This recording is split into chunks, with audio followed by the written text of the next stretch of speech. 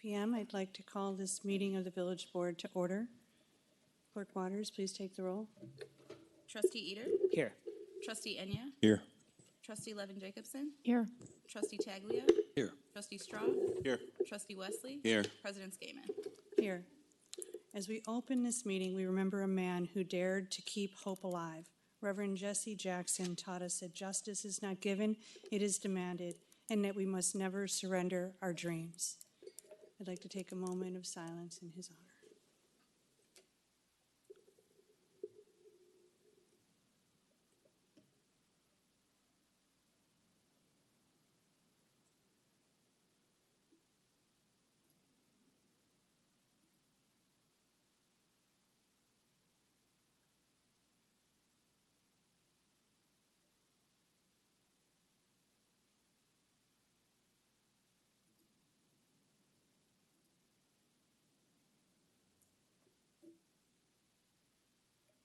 Thank you.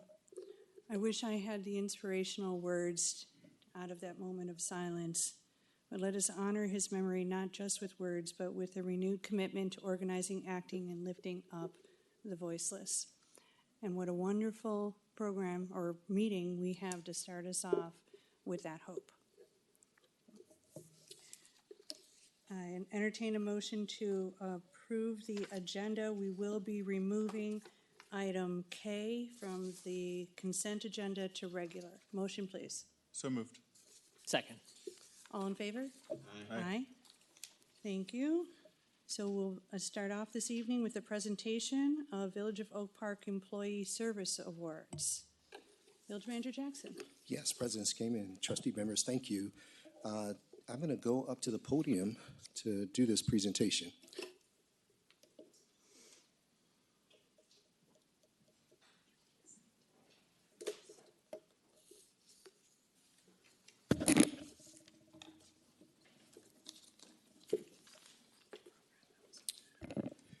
So, good evening. This is the point in each year that we recognize all the efforts of our village employees in various categories of time. This is an opportunity to express our appreciation for all the work that these employees do for our community throughout the year and over the years. I'd like to personally, before we get started, just offer my congratulations to all of our honorees this year for your successful tenure here with the village and all of the commitments and sacrifices that you've made in order to make Oak Park a better place to live, work, and play. I want to thank you for the commitments and sacrifices you've made to partner and collaborate with all of your colleagues, fellow employees, and in order to help us continue to be a successful organization. So tonight we have some honorees that in the categories of 5 years, 15 years, 20, 25, and 30. We actually do have some honorees that we're recognizing tonight in the 10-year category, but none of them are here with us tonight. So I'm going to ask Deputy Village Manager Lisa Shelley and Assistant to the Village Manager Vanetta Logan to help us out with the presentation of these service awards. So we're going to start with 5 years. So I'd like, when I call your name, if you could come up to the podium to get your award, and I think we're going to take a photograph, Joe, correct? So we'll start with Daniel Hanley from the Fire Department. Is Daniel here?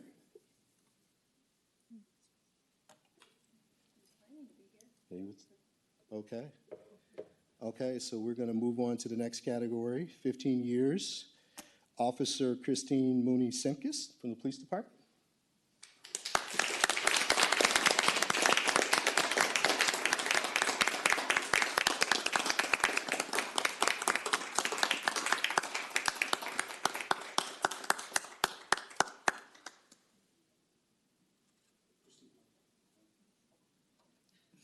There it is.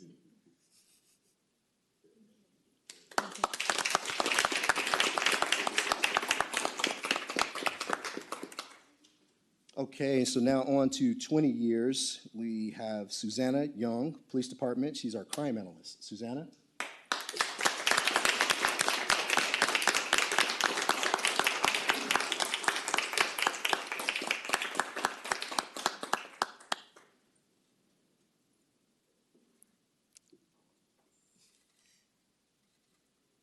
I didn't get to turn towards a daughter. Okay.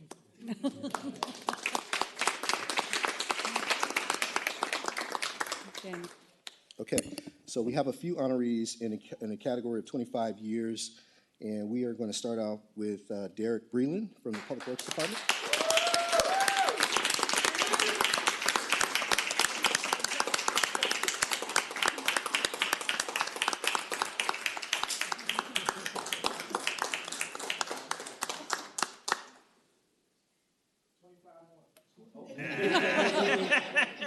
That's what I like to hear.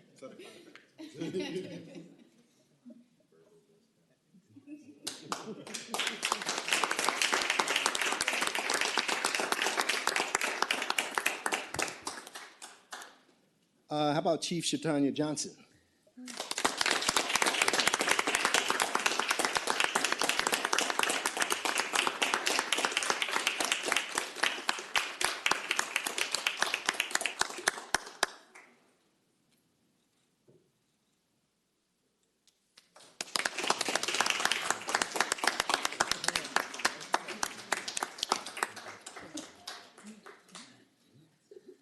Congrats.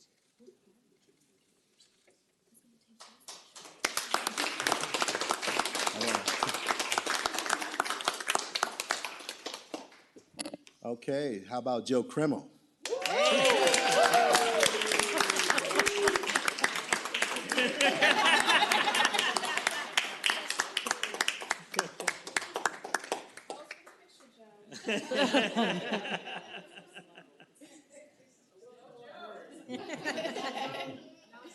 Get the picture in picture. I'm never gonna get this job again.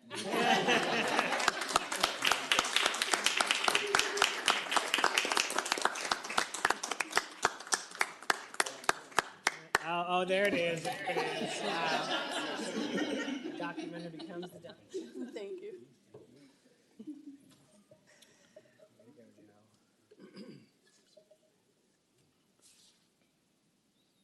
Okay, I've been seeing a lot of this person lately. Is he here? Commander Nathaniel Lytle? All right.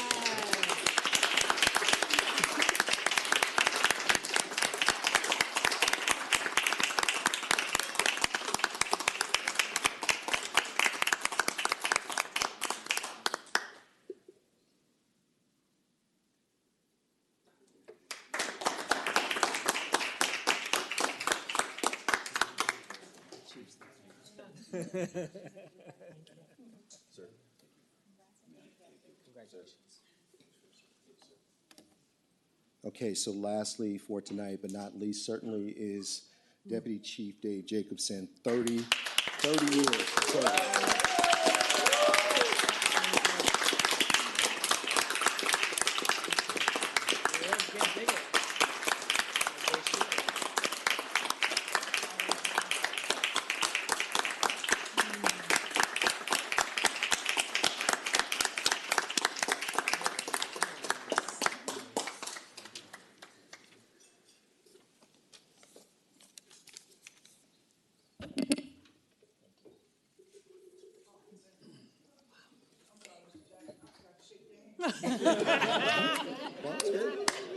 Very good. Let's get some pictures, Joe.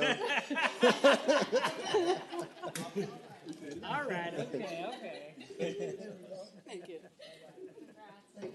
Congrats. Remember, you said 25 more.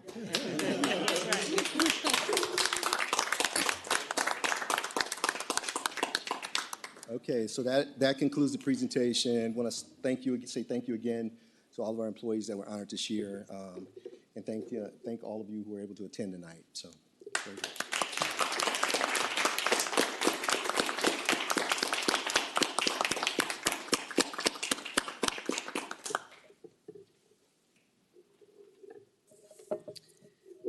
Back to me, huh? And now we have a beautiful proclamation. Entertain a motion to approve a proclamation celebrating Oak Park, Illinois' Centenarian. Can I read the top of this? Honoring Oak Park Centenarians S.C. Pugh of February 2026 on the occasion of her 100th birthday.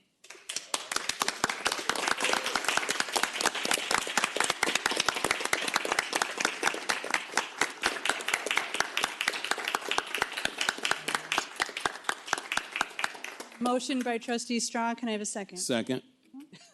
Seconded by Trustee Wesley. Third by all of us. There we go. I'd ask Trustee Straw if he doesn't mind reading the proclamation aloud. Proclamation honoring Oak Park Centenarians, S.E. Pugh, February 2026. Whereas, during February 2026, Mrs. S.E. Pugh joyfully celebrated her 100th birthday, marking a century of life, legacy, and enduring impact. And whereas Mrs. Pugh was born in rural Mississippi and later migrated to Chicago, Illinois, with her husband in pursuit of greater opportunity and a better life. And whereas over the course of 46 years of distinguished public service, Mrs. Pugh dedicated her professional life to serving the residents of Illinois, beginning her career when the agency was known as the Illinois Department of Public Aid and retiring in 2014. And whereas her commitment to those she served led her to learn Spanish to better assist Spanish-speaking residents of Humboldt Park, exemplifying her belief that public service requires both competence and compassion. And whereas Mrs. Pugh's legacy extends far beyond her profession, as she raised 8 children and is blessed with 19 grandchildren, 25 great-grandchildren, 26 great-great-grandchildren, and counting. And whereas for more than 50 years, she has faithfully served through her church community, first at United Missionary Baptist Church, and now as an active member of Living Word Christian Center, where she continues to lend her voice to the choir. And whereas she has remained civically engaged throughout her lifetime, advocating for voting rights, civic participation, and youth development, and has witnessed and participated in historic moments, including casting her vote for Harold Washington and Barack Obama, and fellowshipping with First Lady Michelle Obama. And whereas Mrs. Pugh continued to share her gifts and faith by writing and recording her debut song, Jesus Reigns Forever, at age 94, earning national recognition and demonstrating that purpose does not retire. And whereas at 100 years of age, Mrs. Pugh continues to embody resilience, faith, service, and joy through her active life of gardening, bowling, reading scripture, and nurturing generations of family and community. Now, therefore, be it proclaimed by the President and Board of Trustees of the Village of Oak Park that we proudly recognize and celebrate Mrs. S.E. Pugh on the occasion of her 100th birthday, honoring a century of steadfast faith, historic witness, public service, and enduring love. And be it further proclaimed that Mrs. S.E. Pugh is recognized as the first centenarian proclaimed by the Village of Oak Park in 2026, and as a living testament to a life fully lived across 100 remarkable years.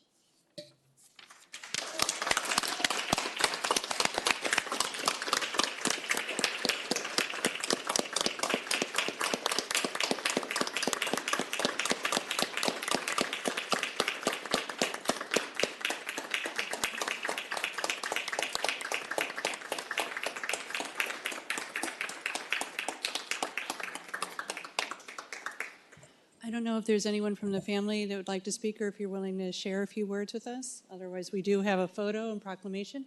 You can speak. Wonderful. Ms. Pugh, do you want to step up? And Trustee Straw has a proclamation, but I'd love for us all to take a photo with you if you want to use the microphone. It's an honor to be with you this evening and be able to celebrate with you. I just want, right like a child, I'm tearing up something. I just want to say I am so glad that I made it to 100, but without God, I wouldn't have made it. God is the reason I made 100. You know, God is the person that you can depend on. He won't let you down. You know, he may not do things when you want him to, but he hasn't forgot. He'll do it later. Therefore, put your trust in God, and you will make it wherever you are trying to go. That's why I'm telling everybody, put trust in God. Thank you. You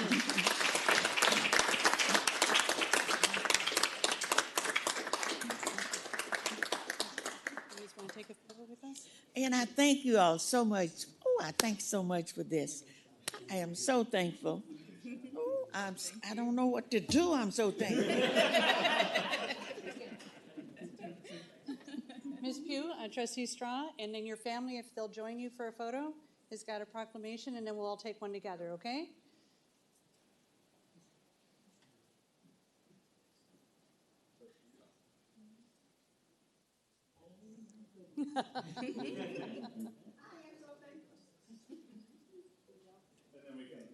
And then, and Brian, I think we're going to have you come back around, and then, yes.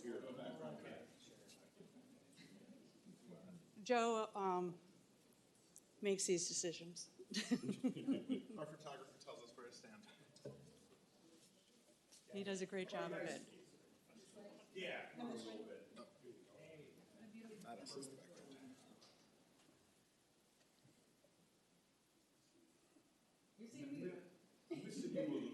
How about the back row, just you guys spread out a little bit?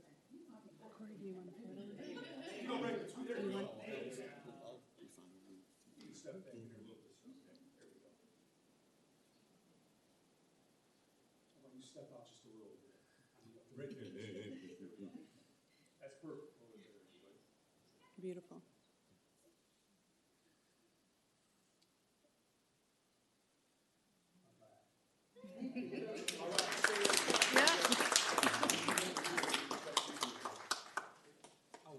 Stand back here?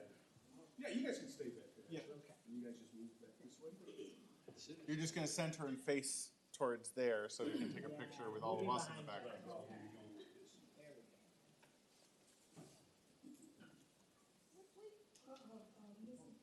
Yeah, Mr. Pugh. Come on. It's incomplete. Yes.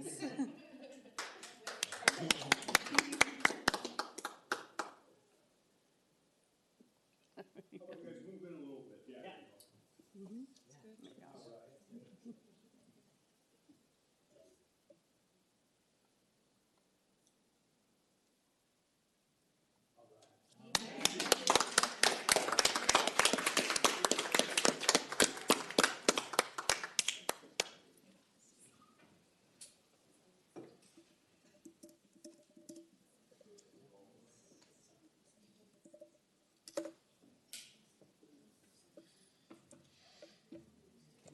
And thank you, Kelly. All in favor? Aye. We'll turn it over to Village Manager Jackson for Village Manager reports. Thank you, President Skaman. No report tonight. Thank you. Village Board committees, this is an opportunity for anyone serving on a Village Board appointed committee or liaison to a commission to share with their colleagues. I think we do, I don't have a statement prepared, but Derek, jump in if you'd like. We have what's called a collaboration for early childhood, which is a agreement between the Village of Oak Park, D97 and D200 to care for our youngest, starting from birth all the way up to 18.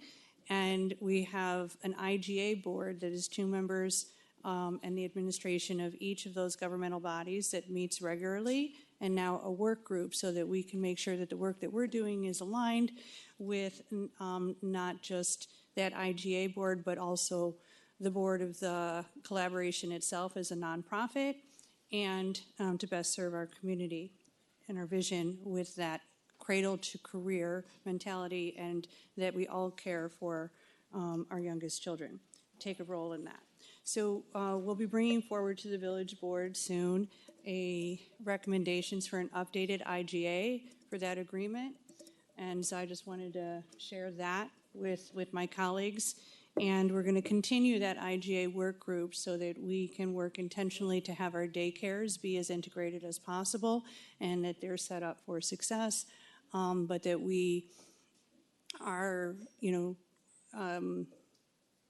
using the data that is now gathered, now that this has been going on since 2012, collecting of that data to see where it is that we can best address our achievement gap, social emotional learning, and readiness for life and careers. Anything you'd like to add?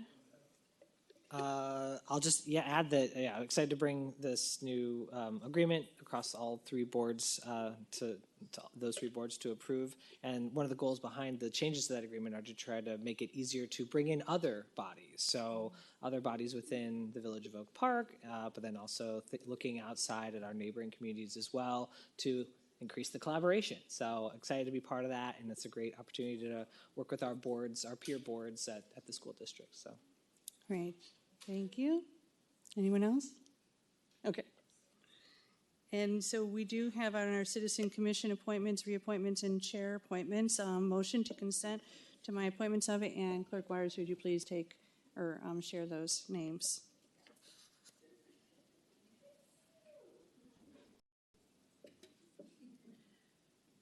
Appoint Jack Wolf as a member to the Board of Health and Asha Andriana as chair to the Historic Preservation Commission. Thank you. Motion, please. So moved. Second. All in favor? Aye. Aye. Thank you.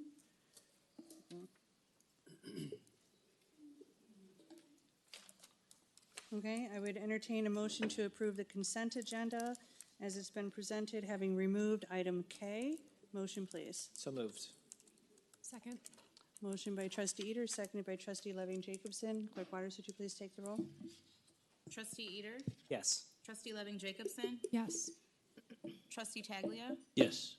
Trustee Straw, Yes. Trustee Wesley, Yes. Trustee Enya, Yes. President Skateman. Yes, thank you. And so if we can go straight then to item K, a motion to approve an updated organizational chart for the Village Finance Department and directing staff to prepare the necessary budget amendment. Motion, please. So moved. Second. Thank you. Village Manager Jackson? Yes, President Skaman, trustee members, I'm going to introduce Kevin Braceau, Chief Financial Officer. This item is a proposed amendment to the organizational chart of the Finance Department. We want to make sure the Finance Department has the capacity to effectively support the village operations and the village board in making strategic financial decisions in a sustainable manner. So with that sort of perspective in mind, Kevin's just going to give a brief summary of this item, and if there are any questions, we're happy to answer them. Yeah, I'll just go through these very quickly. Just again, some of the information you'll see here is what's included on the packet. But just to give context, we did have the audit presented a few weeks back, and there were some issues in there that we needed to address. This reorganization comes after an assessment of the finance department, worked with HR, and I appreciate Kara's support and sort of conversations throughout these analysis. And so what I'm presenting, I'm going to skip a few slides here, is just more to address some of the items that as to why we need to do these. Mentioned the audit, the budget process itself, trying to move from a task-based budgeting process to more of a strategic approach to budgeting. Same thing with the finance as far as needing the capacity to implement the technology that we're proposing. The village board last week approved BSNA Cloud. Just now, the board just approved UNAS implementing a lot of this technology that will improve on how our financial reporting is done. We need to build that capacity. Finally, we do have our deputy CFO retiring, and so we need to bring somebody in that can cross-train with this person. And so all of this is to, again, better align the finance department to support the needs of the village board. As you all know, there is a lot of the environment that we're operating under. There's a lot of things that are changing. There's a lot of projects that need to be completed. A lot of that requires this financial planning and analysis that we're looking at. So part of this is making sure that we're ready for the audit, so we're never in a situation where we're 6 months behind, and that also the findings and material weaknesses that come up don't happen again. So that's also part of this process. Some of the changes is also making sure that we have somebody that, or we have clear owners of what processes we have in the finance department. So that includes the comptroller position, the budget deputy CFO that will handle the budget, financial planning and analysis, as well as long-term forecasting, along with providing sort of the best customer service, not just to the residents that are coming in, but also the departments that need our support. I mentioned BSNA Cloud as part of the technology. It's all about automating workflows, making sure that our reporting is transparent as well. That does include putting dashboards out there. And for that, we need to have clean data to be able to do that. So this is a very high level. So my apologies for the blurry lines here. But basically, what's being proposed here is having an arm that handles everything to do with budget, financial planning and analysis. That would be under the deputy CFO. So everything from forecasting to capital planning to the long-term budgeting, that would be under this function. Accounting, that would be under the leadership of a new position, that's the comptroller. And so under this position, we would have the account clerk, the senior accountant, and then the cashiers reporting to this new role. The idea behind here is that pretty much anything that hits our GL needs to be reviewed on a monthly basis. We need to do our monthly closing on a timely basis. It came out during the audit that we were behind in a few months in that, so we got to get back on track. This is a graphical view, so if you're more of a graph person or graphical, then you can see what the proposed structure is. So as you can see right now on the left side of the screen under current structure, you'll see that the deputy CFO has a lot on their plate right now. A lot of the day-to-day happens within this position. So what that means is that they're not focused on the long-term strategy of the village in terms of budgeting. So we're trying to create that capacity. And so you'll see the deputy CFO and the comptroller clearly outlined. One of the items that I did want to mention is centralizing grant, and that means coordinating them, administration of them, logging them into the system, making sure that all departments feel supported about this area. This was one of the pain points for the audit and one of the reasons why we were behind during the audit for 2024. So this is going to be cleaning that up, but it is transitioning an existing position from the health department into finance. Eventually, once this person is fully trained, our plan is for this person to also be looking out for grants. So going out there and looking for these type of grants that the village can apply for and coordinating with the departments to make sure that we follow that application process.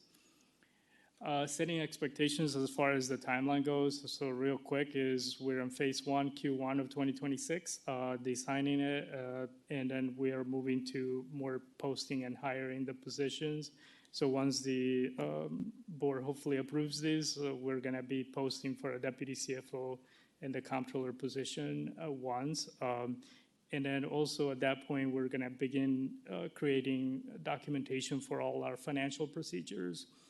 As far as the spring, summer, this is when the current deputy CFO retires. The interim CFO, Donna, her contract will end as well. We do have an exit plan for that contract. Then we move on to the transitioning. So this is actually, deputy CFO retires. Hopefully by then we would have had the new deputy CFO interact with our current deputy CFO for 3 to 4 months, hopefully. That's aggressive under the current labor market, but we're going to try. And then year 2 and 3, that's more moving towards policy, internal controls, making sure that the fee schedules are up to date.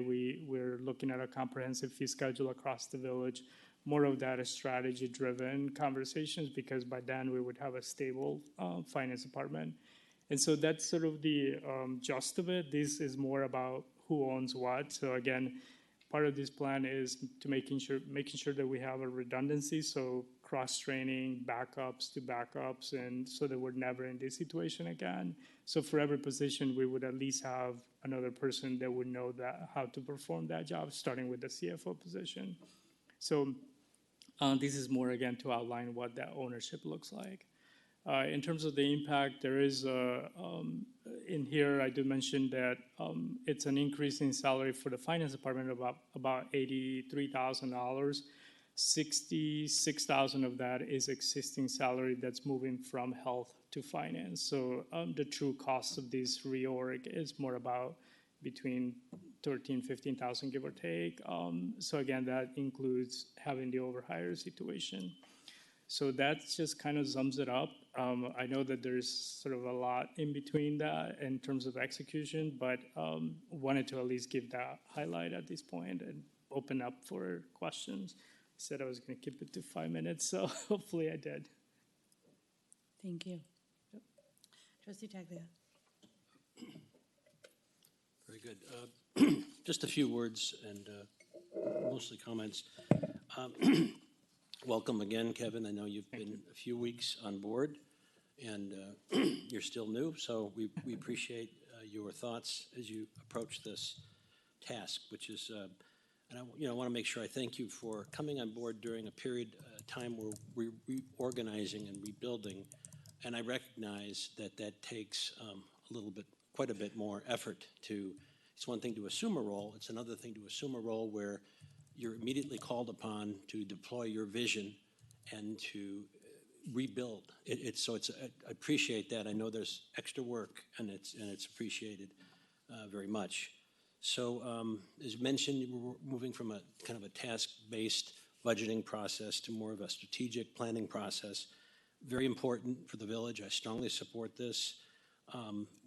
You're also at this time addressing these capacity issues that we've discovered in the last year, and we need to fill them in, and you're doing that. And your vision, deploying that to this purpose is very helpful. So thank you.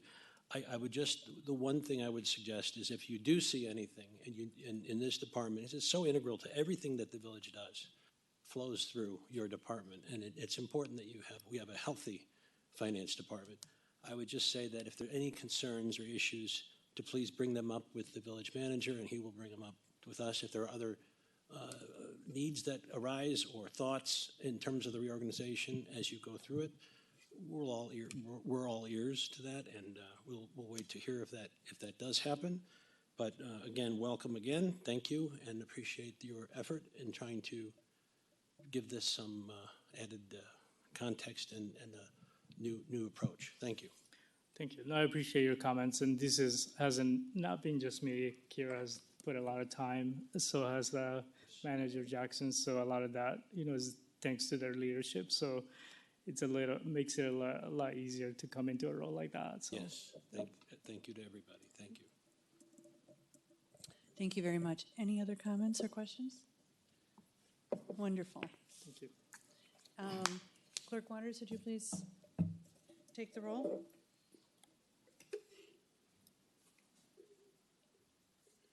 Trustee Straub. Yes. Trustee Wesley. Yes. Trustee Eater. Yes. Trustee Levin Jacobson. Yes. Trustee Taglia. Yes. Trustee Enya. Yes. President Skaven. Yes, thank you. And to item L, a resolution approving a professional services agreement between the Village of Oak Park and Elevate Energy for the operation of the Oak Park Energy Navigator in amount not to exceed $500,000 and authorizing its execution. Motion, please. So moved. Second. Motion by Trustee Eater, seconded by Trustee Wesley. And Village Manager Jackson. Yes, I'll take it. Thank you so much, President Skaman, trustee members. I am going to turn it over to Lindsay Rowland Naraka, Chief Sustainability Officer, but I just want to acknowledge that this is actually an important milestone for us in being able to be in a position to launch the one-stop shop. This is something that the Sustainability Office has been working on for a little while now. They've done a great job in actually moving this forward in an incremental fashion now, ready to launch, and then working with all of our internal business units, neighborhood services, development services, to move this forward, so, and Public Works.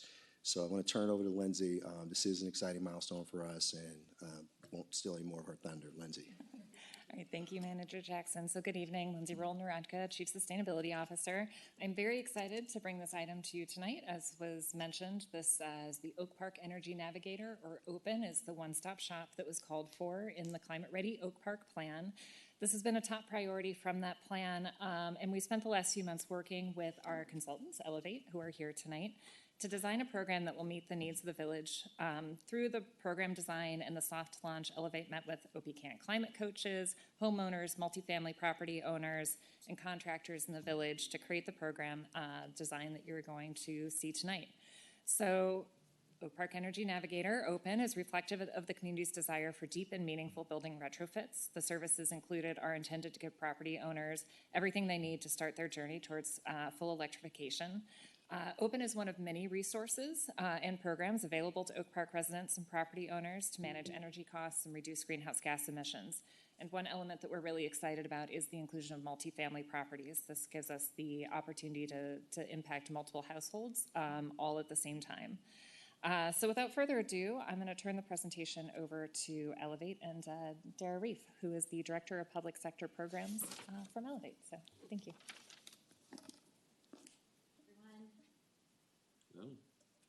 Great to be here with you all. Thanks, Lindsay, for all your partnership and work on this to get here today. We're really excited to be here with you all. I'll introduce my team in a minute, but Lynn here with Lindsay Wade and Mark Milby as well. Let's see. Okay. Again, thank you. Really excited to be here. A quick agenda. We're going to introduce ourselves and our team. We're going to give you a little background on kind of how we got this far with the Oak Park Energy Navigator program design, an update. We've been doing a soft launch for the last 6 months or so give you an update on what we found so far and what we propose for a scope for the full launch, and then really excited to hear your feedback and questions. So.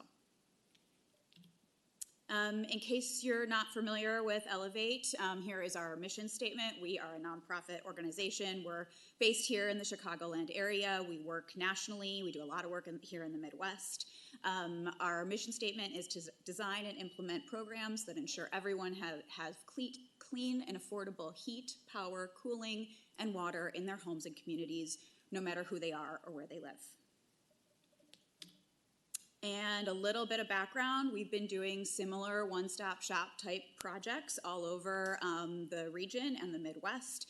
A couple here on the slides in Chicago, Evanston, Wisconsin, Michigan, and around Cook County. So we've learned a lot so far about what these types of programs entail. We've also learned that every community is unique. So we're really excited to kind of dig in on Oak Park specific needs and design something that really works for you all, bringing that experience along the way. One thing I'll point out is that we've been pioneering this idea of doing decarbonization and electrification work in cold climates and in the Midwest with this crazy weather in particular. So we're excited to keep digging in on that problem and figuring out as we go. A little bit more about our team. Like I mentioned, Lindsay Wade is our project manager. Mark Milby is our project sponsor. We have a team of engineers and technical experts that are going to do the energy assessments and the energy navigation services. We have a community engagement, community partnerships team that's going to do on-the-ground outreach, marketing and branding experts, and also a help desk that offers bilingual services for folks to call and email in. With that, I will hand it off to Lindsay Wade to tell us a little more about the soft launch progress to date.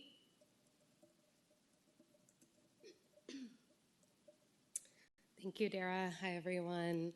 I'm excited to get to speak with you guys tonight. So I wanted to kick us off with a little bit of background on OPEN. OPEN was created in response to Oak Park's Climate Ready Oak Park Plan, which called for a one-stop energy efficiency and electrification shop to address cost disparities and environmental inequities within the village. Open was designed to connect residents with village, community, and utility-led programs such as ComEd's Whole Home Electric, OPCAN's Climate Coaches program, as well as the Sustainability Office's Climate Ready Energy Grants, in addition to a number of other programs, services, and assistance programs. Open was designed to deliver a suite of 4 core services. Those include a multilingual help desk, comprehensive home energy assessments and diagnostic testing, a home energy roadmap that matches energy efficiency recommendations with available financial resources, and an energy navigator to walk residents through each step of the home energy upgrade process.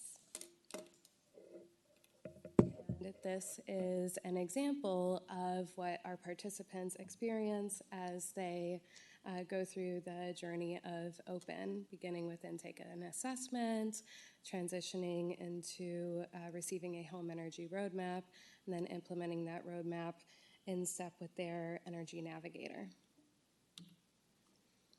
We have been working on the design and soft launch implementation phase of Open over the past 6 months to prepare us for a refined approach to our full launch this year. Some of our key deliverables to date have included a summary of best practices in program design, stakeholder feedback, design of a program operations guide, and all of the program materials to ensure our participants are successful in achieving their home energy roadmaps. So I would like to walk you guys through a little bit more about what our home energy roadmaps look like. So our home energy roadmaps pave the way to home decarbonization in 3 easy phases. And within each phase, the home energy roadmap outlines a time frame, estimated annual energy cost savings, as well as estimated greenhouse gas emissions reductions. Each phase is customized to each property. However, generally, phase 1 recommendations include health and safety measures or basic weatherization retrofits, while phase 2 recommendations consist of deeper weatherization retrofits and or partial or full electrification, while phase 3 retrofits prepare homeowners to transition to a fully carbon-free home through full electrification and installation of solar. Our home energy roadmaps also address homeowner concerns, offer a comprehensive utility analysis, and then provide detailed explanations of the energy efficiency improvements recommended. The home energy roadmap also provides an estimated cost of installation after rebates and incentives based on the property owners or participants' income level, and also provides an estimate of each measure's annual cost savings. And finally, the utility analysis offers compelling visuals that inform the homeowner of unique patterns within their energy usage and motivate them to reduce it. And so now I will hand it off to Mark Milby. Thanks. Okay, I'll bring us home by giving you a look at what we propose full implementation looks like. So this is proposed 12 months of full program implementation. As you can see, we have here, we're proposing serve up to 80 properties annually, at least in this first year. Now that's properties, that's not housing units. So this is a mix of single family and multifamily housing. So the total number of housing units we would expect to be much higher than that number. And that's for the full customer journey that Lindsay just mentioned. So the help desk is running in the background for one-off questions and to help do intake, process applications, get assessments scheduled, and then this is the assessments, the home energy roadmaps, and the full energy navigator coaching services where there's multiple touch points across an entire year. Throughout all of this, our goal will be to have at least a minimum of 40% of all participants come from the vulnerable community. I'll explain on the next slide what the criteria is there. And then by tiered consultation model, we just mean that there'll be different levels of kind of service based on whether a customer is or a homeowner or property is going to be income eligible. And that's because when you're income eligible, in the world of energy efficiency programs, that kind of unlocks a whole different group of programs that you might be able to participate in. And then underpinning all of this is a community outreach and engagement plan that includes events, both events that the program team joins and also those that we put on for that purpose. And we do this by formalized partnerships with local community-based organizations. And then in addition, we have a marketing and branding strategy that I'll talk about in just a second. Here you can see what I mean by some of the different tiers, just that when a homeowner is eligible for certain income-based programs, there's a whole new world of program referrals that we can kind of unlock and help them consider. And then we also wanted to make sure we provided what we mean by Navigator only, just that there may be some homeowners that have already received an energy assessment, don't want another one, or they're just looking to get some consultation or coaching alone without needing that assessment. So I mentioned that our goal is at minimum 40% of participants representing priority communities. These include households that are rent or energy cost burdened, low-income households, or households with members age 65 up or living with a disability. And our strategy for community outreach will be based on trusted messengers. I mentioned making partnerships with local community-based organizations to do referrals, to help host events. We'll have a presence at existing high-traffic community gatherings, a lot of cross-promotion with other village programs, including the energy grants and others that were mentioned, and then creating resident testimonials. And that's something that can build up a volume of as the time goes on. I mentioned brand and marketing strategy. This is focused on hearing insights from the audience. What are those barriers and what are those motivations to home energy upgrades?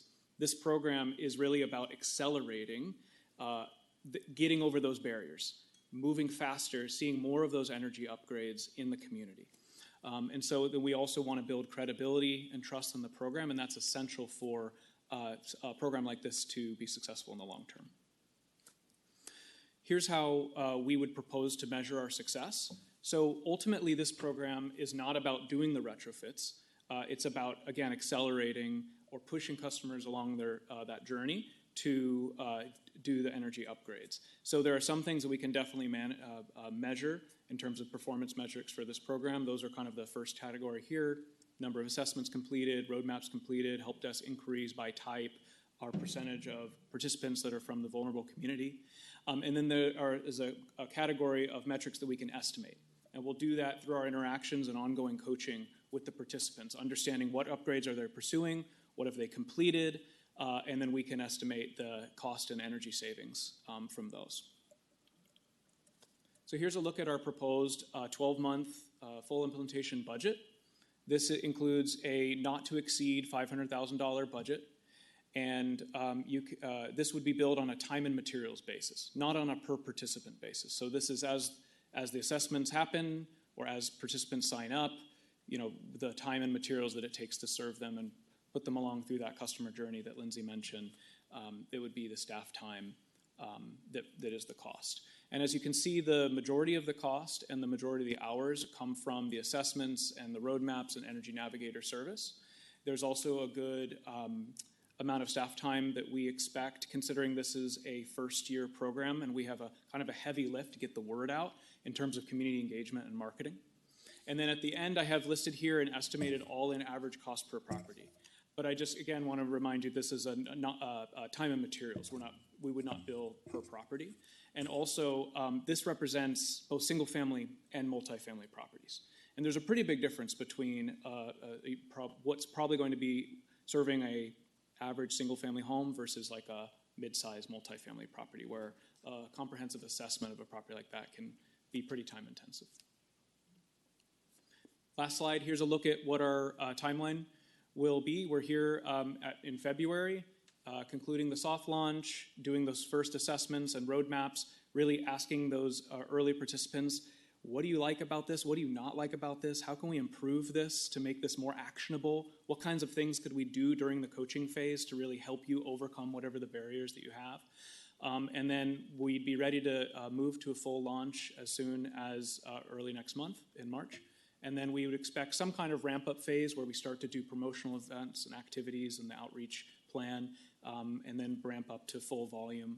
And then around this time next year, we could be reporting on some of those metrics and outcomes that I just mentioned. So happy to hear your questions, and thank you so much for your time.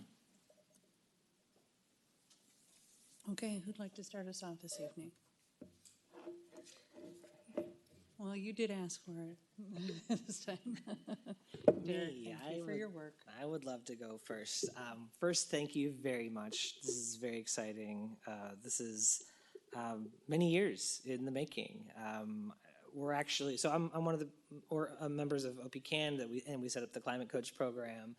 And actually, Climate Coaches is coming up on 2 years. So next month will have been 2 full years since we started the Climate Coach program. Because we didn't want to wait. We wanted to get a program like a one-stop shop started and didn't want to wait before, for the village to do that. So we started it 2 years ago. So very awesome to see this evolution come about and see all the work and thought that was put into this. So it is a great day. Very, very excited, very supportive of this program. I sent an email. I don't know if you all saw it, but I had some questions in here. I think overall, the approach makes sense. I think I just want more faster. The scale of the problem, and I've tried to put some numbers to that just based on public information. The American Community Survey has a really useful question that they ask about household by energy fuel heating source. And if you look at that of the roughly 23,000 households, so yes, a household is not a property, it's just a place that someone lives in, and it could be a single family home, it could be an apartment in a multifamily building or anything in between. Of those 23,000 households, 16.5% of them already get their energy, their heating from electricity, which is great. I know that's not exactly everything we're doing because we're talking about insulation, we're talking about all sorts of other things like that. As a proxy, right, to sort of get a scale of the problem. And so if you use that number and you look at 16.5%, that means that almost 20,000 households need to go through some kind of process to electrify if we're going to address just the residential part of the larger problem of emissions in the village, which, as you said, is 40% of our total emissions. And to get us there by 2050. That's a lot of households that we have to have interventions with. So I just want to make sure that that is clear, that the scale of this problem is huge, and I think this is a great approach to do it. Anything we can do to go faster is what I want to see. And I guess to get to more of a finer point on that, I see you have sort of the three different categories. There's the intensive, and then the standard, and then the Navigator only. You budgeted only 15 Navigator only kind of questions. So could that be, I could see that easily if we're successful. That could be 10 times that, right? We would love to see that. So is that a limit, right? Will you do no more than 80, or if you go, is it just a target? I'd love to know more about how that number was reached, and then what happens if we're wildly successful, and what can we do to make it so that we go above and beyond that number? Yeah, thank you so much for your question. I love to see the intent and the enthusiasm of can you do more of this? So great question to get. It's not a cap. This is simply an estimate based on what we think average number of staff hours of different types, an engineer, a Navigator staff, we might want to allocate per home. This is the first year of implementation, however, so we're very flexible. And also, the thesis that we've kind of come up with in partnership with the Sustainability Office is that what's needed to help folks overcome that barrier to action is this kind of comprehensive approach to assessing their home, detailing out the roadmap. It could be that a lighter touch is still able to move people, and in that case, that's something we should probably pilot in the future, right? So I think what we've proposed is let's try this model that we think is going to help move people along their journey. And we're very open to trying a lighter touch or a different model where we can squeeze more people in. But absolutely, if we're not needing to spend as much time per home that we think we are, it's not a cap at all. Great. Okay, that's great to know. And for reference, because I was just looking at the numbers for the Climate Coach program, because I kind of set up all the back end for it, we get about 80 calls a year. That's what it's averaged out to be. So, like, the obvious place, like, now that this will exist, then the obvious next step after they talk to a climate coach is to be referred to this program, and also vice versa, right? Because we can say things that you probably are going to be a little bit more, I don't know, there's less flexibility you can say about giving opinions, for example. Like, we like this, or that contractor was bad. Like, you can't say that as easily as a bunch of volunteers at OP can. So I expect that to really, like, you've already kind of got a little bit of a jump start, so I would really hope that we just, hit the ground running with that. Yeah. I would just go a step farther and say, I think in 100% of our Navigator cases, we're going to recommend reaching out to a neighbor through the Climate Coach program, right? Because that's something that, we are still an organization that maybe they don't know or trust, right? And it's like, don't take it from us. If you want to get a heat pump, you should really talk to a neighbor who has one first, because they'll tell you the good, the bad, and the ugly. Hopefully mostly the good, right? They'll tell you what you need to know as a homeowner, right? So. Yeah, absolutely. Okay, excellent. All right, well, I won't monopolize the time anymore. I'm happy to hear from my colleagues. Thanks. It is appreciated. Any questions, concerns? Okay. Okay, well, thank you for all your work on this. I'm very excited to see it implemented. I have a couple of lighter questions, maybe some more specific. In terms of this month's soft launch, do you have any initial feedback to share yet about what you're hearing? Yes, so to date, we have actually completed our full 8 targeted energy assessments across a variety of property types at single-family homes, 2 flats, and multifamily buildings. And those energy assessments and that level of community engagement has shown us that Oak Park residents are very much interested in making home energy efficiency improvements. Many of the homes that we have assessed already have a good number of energy efficiency installations already. Some are already fully electric. There's, of course, always room to improve. But yeah, and then our energy analysts have also come across some properties that could use a little bit more love when it comes to energy efficiency. So we're very excited to have had the opportunity to learn about Oak Park's home energy priorities so far. How is that informing your harder launch? So that has informed our harder launch in terms of, how we want to approach our intake processes. It has informed us a little bit more about our protocol, and then also has helped us to, strategize the way we deliver our home energy roadmaps a little bit more. However, we have not yet delivered our home energy roadmaps yet. We have our very first meeting on Thursday with our very first participant. And so we will keep Lindsay and the Sustainability Office posted on outcomes and continue to refine our approach. That's very interesting. Thank you. The other question I have related to messaging, outreach, community education. I really love how deliberate and specific you are about the 40% goal of meeting the vulnerable, of targeting vulnerable population. It lines up exactly with the crop plan.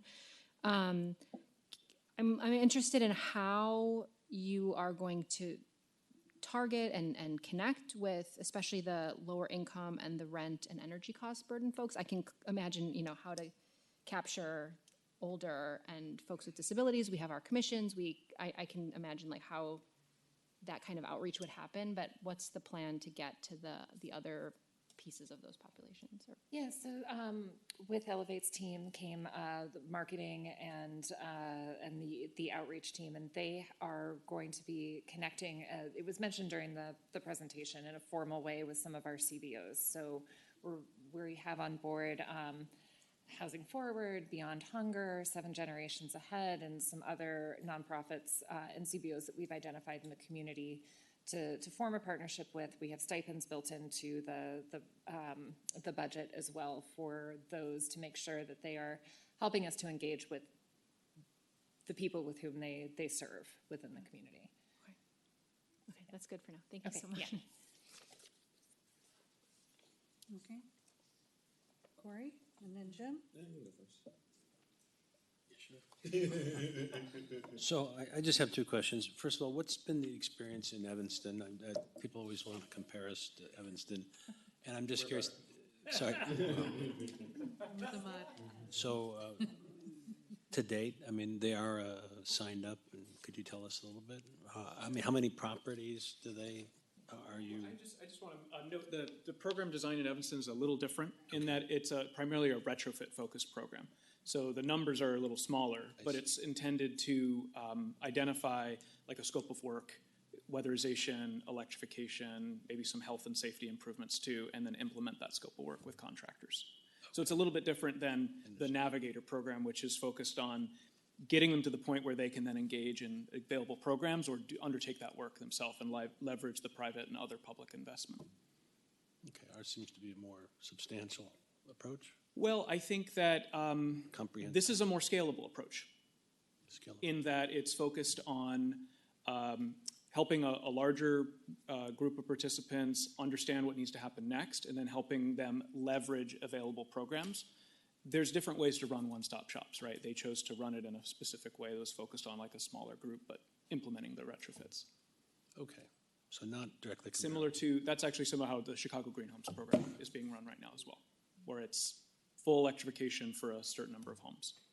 Okay, just one other question. So you mentioned in the report here that there's going to be a mid-year review, and then at the end of the year there will be an additional review with estimates, understanding that things won't always be worked through, and you have to calculate that. I get that.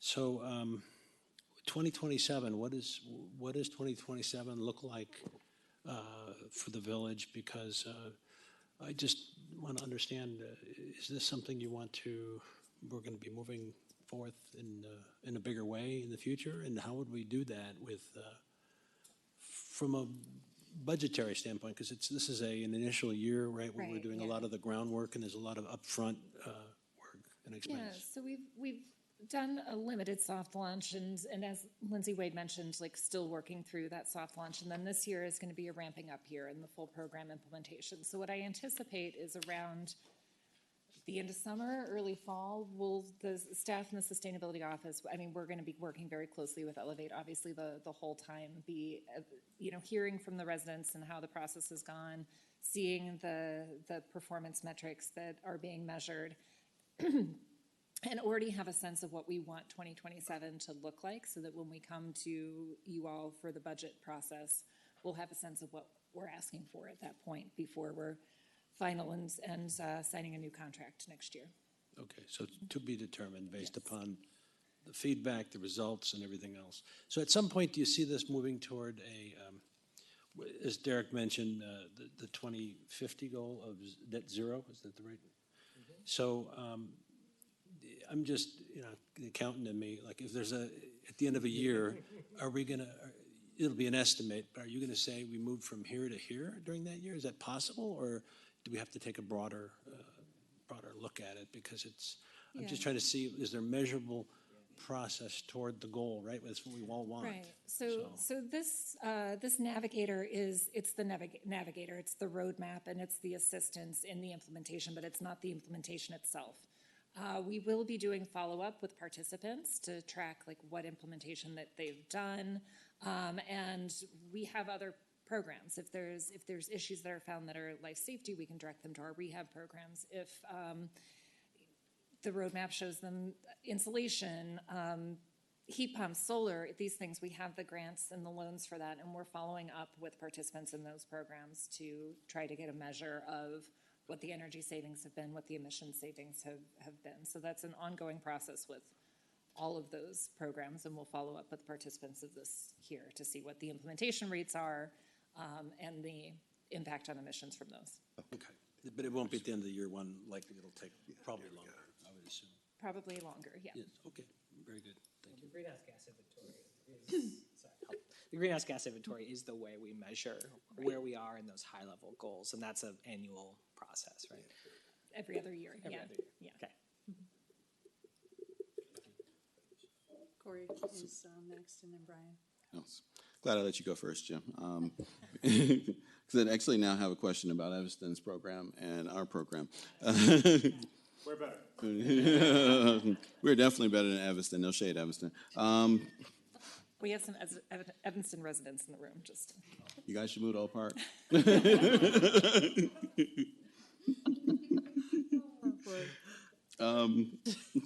So the Evanston program, from my understanding, the way I just heard it, is that it's a lot of hand-holding, is a lot of focus on significant changes and carbon reduction, sustainability improvements to residents, right? Electrification, I assume solar, I heard health and safety risks and mitigating those. And that program, they are literally hand-holding the homeowner or the renter all the way through. Okay, and then our program does what in comparison? So ours does the full assessment and the roadmap. So there's a certain amount of hand-holding, but there's not the contractor management of the actual implementation. We're funneling people into our grant programs. We're funneling people to ComEd's Whole Home Electric. We're helping navigate through the ecosystem of opportunities that are there, and by doing that, we're also able to, we're touching more homes by doing kind of a higher level, longer term planning process versus a smaller number of homes all the way through. Got it. Okay, so it's a broader but shallower approach. I wouldn't necessarily say it's shallower, but we are filtering to other resources to get the implementation done. That's not the role of this particular program. Okay, and so I assume, right, I knew that, we'd be handing off for funding, right? I know that the village we have our own funding pool, right, like loans and such. But also, I assume that the purpose of this program is to engage folks with some of the other money that's out there from ComEd, legacy federal money, so on and so forth, right? And, well, okay, so I've got the assessment, I've got the roadmap, and you said, hey, here's a brochure of financing options out there for certain things for you to do based on the roadmap. Then what? Then they can talk to the Navigator and have their regular check-ins with the Navigator to help interpret that, to bring to them, bids that they've received to help for evaluation for that, for assistance in navigating the permitting process. And so there is still, maybe not hand-holding, but there is guidance, navigating, if you will, through the process of implementation. Got it, but it's more like check-ins that are initiated by the homeowner or the resident versus a more prescriptive kind of approach. Correct. Got it, okay. So the one thing that concerns me about that is that this is an expensive program. And a lot of the, when I was going through ComEd data, a lot of the places where folks tend to fall apart with on the ComEd pipeline is when they get any kind of friction, right? Like, run into health and safety issues in the home, right? Find mold or something like that. Now it's got to get mitigated as a roadblock in the process. What do I do now? I'm going to cover it back up and pretend I never saw it and keep moving with my gas heater, right? and then so the implementation never happens, right? We never see that net sustainability increase. The homeowner never sees that cost savings, so on and so forth. So what I like about the Evanston program is that it seems to be there for you when you have those things. There's somebody actively checking in, reaching out, showing up, and like eliminating those friction points. I have ADHD, right? So, anything that eliminates friction points allows me to get things done, right? I create my whole life around eliminating friction points to make everything easier, because any small roadblock can sometimes stall a task, right? And so I often think about things in that way, but I often see this playing out with folks who don't have ADHD either, right? Especially with the income classes that we're looking at, the 40%, looking at the, was it the AMI 60% or less plus, or was it 80? Okay, AMI of 80% or less, right? Like, so though that's going to be tough, right? Because those folks don't have a whole lot of bandwidth to chase long-term kind of projects, right? They're typically based in the moment. And so if you hit a snag, I'm thinking about paying this bill that's due tomorrow, not necessarily about electrification that might happen in a year and a half. And that is part of the reason that we have the different tiers for the engagement of the service. So our households that fit into that income eligible, that more vulnerable tier have the monthly check-ins instead of quarterly, where the Navigator is doing the outreach to the homeowner or property owner and making sure that they're staying on task, understanding what barriers they're facing, helping guide them through those. Got it. Okay. Yeah, honestly, I would rather this be more like Evanston's programs. Oh, I hate saying that. Oh, you make me say that. Just that I think the hand-holding and the more prescriptive aspect of it will get these projects to fruition easier, or I won't say easier, but more reliably. Yeah, do you mind if I chime in? Thank you. It's a really great question. We see people get stalled out all the time, and this is hard work to do, especially for folks that have other competing priorities. So a couple things. We're certainly not, here's your roadmap, call us if you need us. Especially for that intensive tier, it's here's your roadmap and a schedule of our monthly check-ins. And we will call you the fourth Tuesday of the month at this time, and we're going to talk about how it's going. And in that conversation, it's, were you able to get in touch with the ComEd Home Electric? Were you able to find, here were the things we said we would do, keeping on task. Here were the to-dos, here are the things that we maybe said we would follow up and try to help with. How's it going? What are the roadblocks? What do we have to do? And really work together to kind of, we say hand-holding. I think this is pretty close to hand-holding. Okay. Really the Handhold is good. Yeah, we've found it to be crucial. Every building is a special snowflake, we have found. Absolutely. And so people come Especially across. here with all of them being over 100 years old. Yes, exactly. We see crazy things in buildings all the time. And so absolutely working together to talk through those barriers, make those connections, help with, maybe let's schedule a meeting with the ComEd Home Electric program together with the Energy Navigator. Let's get on a call and talk through what the next steps are, what your questions are. So on the Evanston program, just to be really specific, the main kind of component that's different, I would say, is Elevate has a team of construction management where we actually work with contractors. We help solicit bids, we help review those bids, we oversee that construction, we do the quality control. You do that here? So that is not part of this model right now. I want that. I think like Mark said, we're flexible. We've talked about that, and it's more expensive and less scalable. So like we said, we're doing less buildings, less homes in Evanston, and providing that construction management service, and then actually passing through the dollars and paying for the upgrades themselves through the Evanston program. So there's already so many resources here.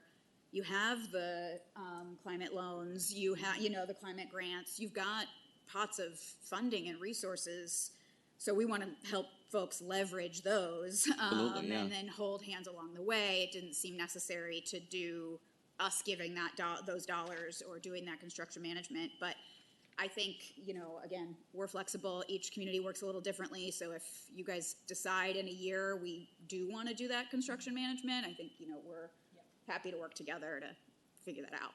Yeah, so I'm absolutely right. I think that the right play is to get folks connected with the money that already exists out there, because there's a lot of it, right? Like ComEd has a ton of it that they just don't give away every year, right? Like, it's insightful going through a lot of their filings. Yes.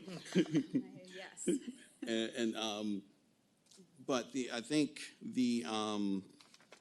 so the question, all right, so the next question I have, right, and this is interesting, right? I don't typically have a lot of questions. I typically have a lot of words, but not a lot of questions. So the question I have here is, like, would you say that the sustainability improvements are deeper per project based on what Evanston is doing, based on what we anticipate? Or do you think, and the reason I'm asking that, right, is that, so this is $500,000 project, right? And so I want to figure out how we're going to I want to figure out how we judge the return on that, right? And in doing a lot of the research that I've been doing, and you can tell me that I'm wrong on here, I'm not an expert in this one, right? But I saw that a lot of the major climate offsets or sustainability improvements that people see is from like some of the bigger projects like electrification, solar, things like that, right? Which require a lot more intensive management to get to fruition. Versus, I mean, yeah, I've switched out all of my bulbs to LED, and I could see it, right? I've got like energy monitoring home. I could just watch it go like, right? Like, it's great. I think it saved me $10. And so, which I think is awesome, right? All for the climate. That's why we're talking about this here. But I guess what I'm trying to match up here is the amount that we're spending versus the incremental gain that we're going to get on top of what folks would otherwise get from ComEd themselves without having to go through this program, and how we net that out to $500,000 or more, and whether or not doing smaller, deeper projects gets us there better than doing multiple, more broader projects. It's a great question. I think the way I would answer your question is it's a matter of time. So this approach where you help someone understand, here's a journey, and staged. That roadmap, we even put a cute little road on it. It's like, here's phase one, because we understand you can't do everything at once. So these are, when we talk about fully electrifying a home, like you said, that's a huge deal, especially including solar. I know some people have done it, but that's a lot of investment, right? So it's true, there are some programs where for a limited number of participants, you can pool the funding and say, we're going to put $50,000, $60,000, $70,000 per home of funding to do everything all at once. Health and safety, weatherization, full electrification, maybe even solar, although you probably need more for that. Sure. What this model does is it introduces like the journey concept. Let's tackle this year. Let's start with attic insulation and air sealing, because that's going to be the most cost-effective thing for you, and it's going to set you up for success for all this other stuff, right? And then we notice that, your furnace is getting old or your AC is getting old, so it's time in the next year or two to start thinking about replacing it with a heat pump, and here's how we start that process, right? But we don't force the change. We say, what's the age of your appliances? What are your goals? How much are you planning to invest in your house? How can we kind of chart a path for you over time? So, I mean, I would just say, I guess in summary, a program like this should achieve a lot of impacts, but maybe over a longer time because you're working within people's individualized journey. Got it.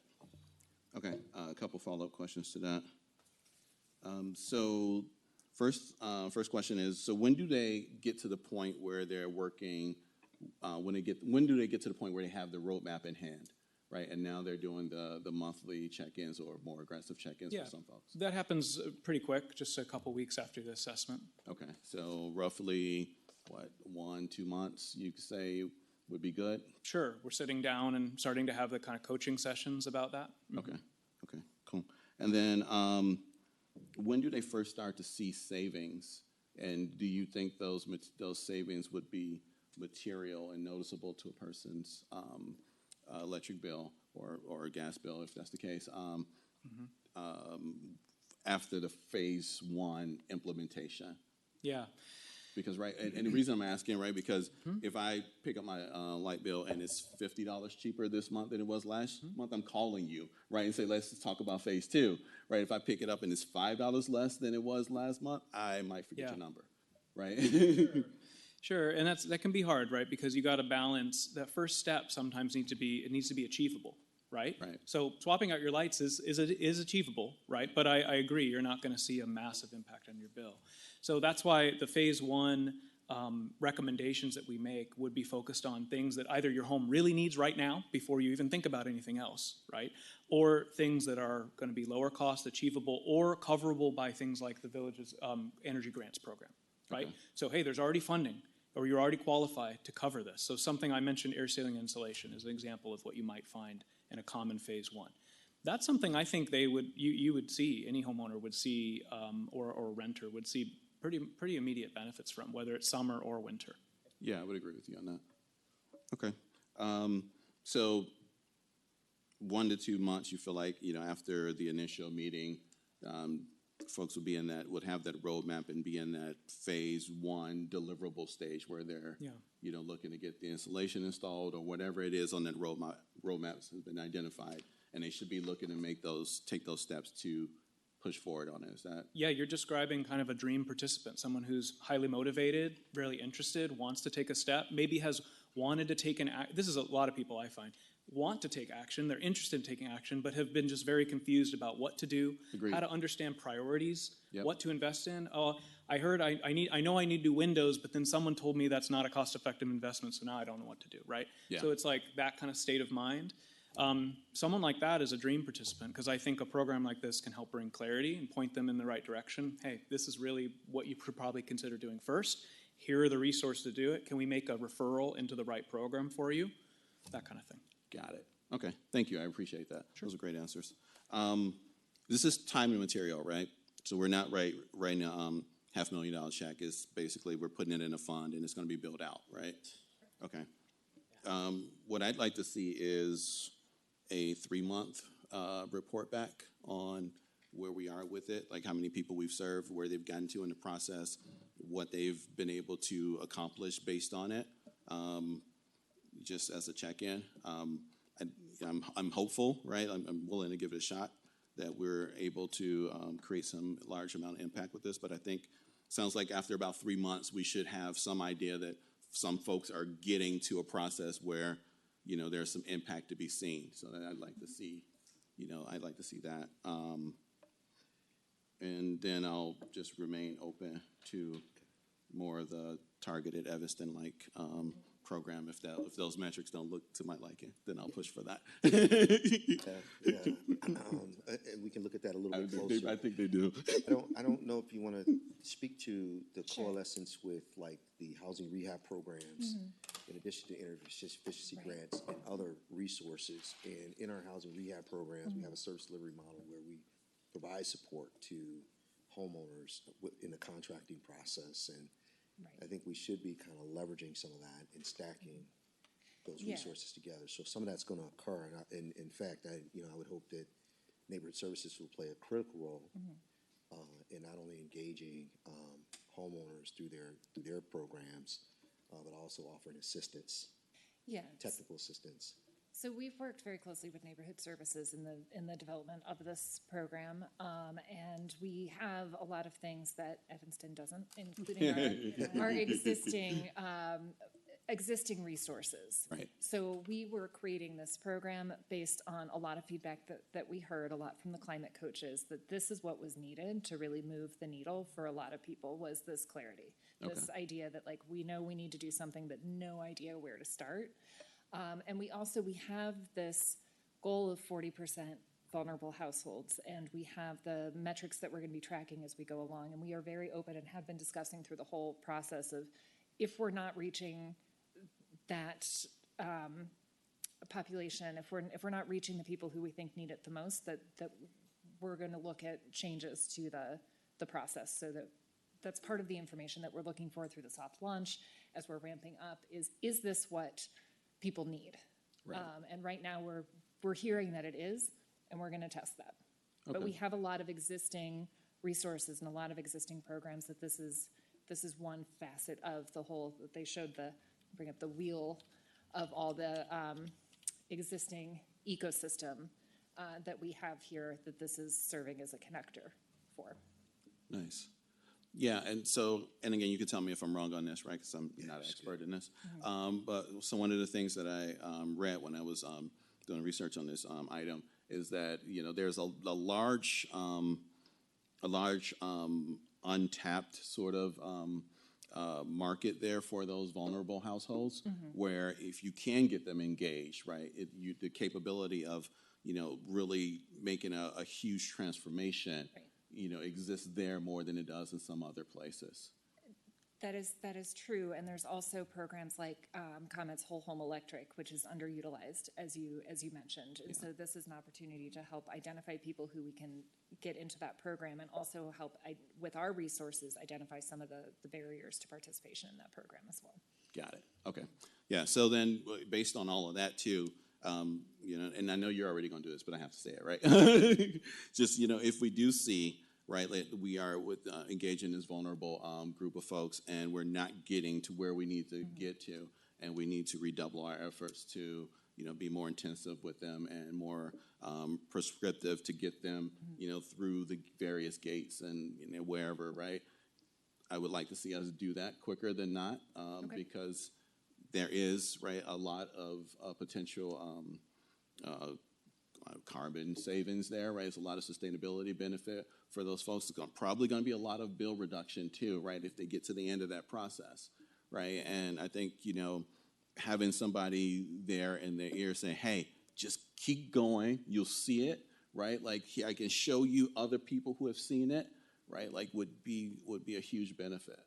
And I just think that those folks will need that extra encouragement, that extra hand-holding, and I think if we give it to them, then we will see some of that impact that we're looking to see.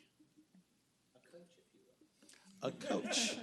Yeah, I think we got it. Do we have coaches? I don't know. Brian. I want to sort of say both and to my colleagues, because I really appreciate Trustee Eater's point about 80 households or 80 properties, which hopefully will be many more households because of multifamily properties. But 80 properties is a somewhat small number. And there are some individuals who will require additional assistance. So I guess what I would say is I would certainly want us to have the flexibility in the program where if we determine that we are working with someone from a sensitive population where interacting with the contractors, they're more likely to fall prey to some of the scams that are unfortunately out there in this space, then we might be able to offer additional services of the type Trustee Wesley is talking about. But where we are working with property owners who, maybe they just don't they don't have the time or resources to sort through the prioritization because there's all this stuff going around: solar, air sealing, insulation. Where do I start? What do I need to do? But once you hand them the plan, they're going to be able to go and execute on a plan. And so we can put them into the lowest level service tier with the quarterly or just sort of as needed, here's the hotline kind of approach. And we can have those people have the lightest touch so that we can maximize the number of households that we're serving. Because I think that sort of requiring that we put everybody into the quarterly touch bucket. You know, I think some of those follow-ups will be good for us just to get programmatic feedback, but I want us to be mindful of how we can control costs so that we can maximize the number of properties we do, because this is a program where we are billing by the hour, and you know, for $500,000, I'd like to do more than 80 properties, and I think there is a path to getting there, where we're tailoring the service level further to the needs of the household, because you know, I have now over the last 8 years done the insulation and the air sealing and solar and the EV infrastructure, but it would have been real nice at the outset to have a roadmap so I know what I need to do. But like, I can go out and get 3 bids on each thing and be like, okay, this one, it wasn't the lowest bid, but the lowest bid seemed kind of sketchy, and I can do some of that work and some of that background research, and I don't necessarily need monthly checkups to get there. I'm going to do it as I have budget, and the monthly checkups or quarterly checkups would start to get annoying. Like I'm not gonna. I don't need to talk to you right now. Call me back in a year. I did the one thing. I'm going to get to the next thing when I've finished paying off the one thing.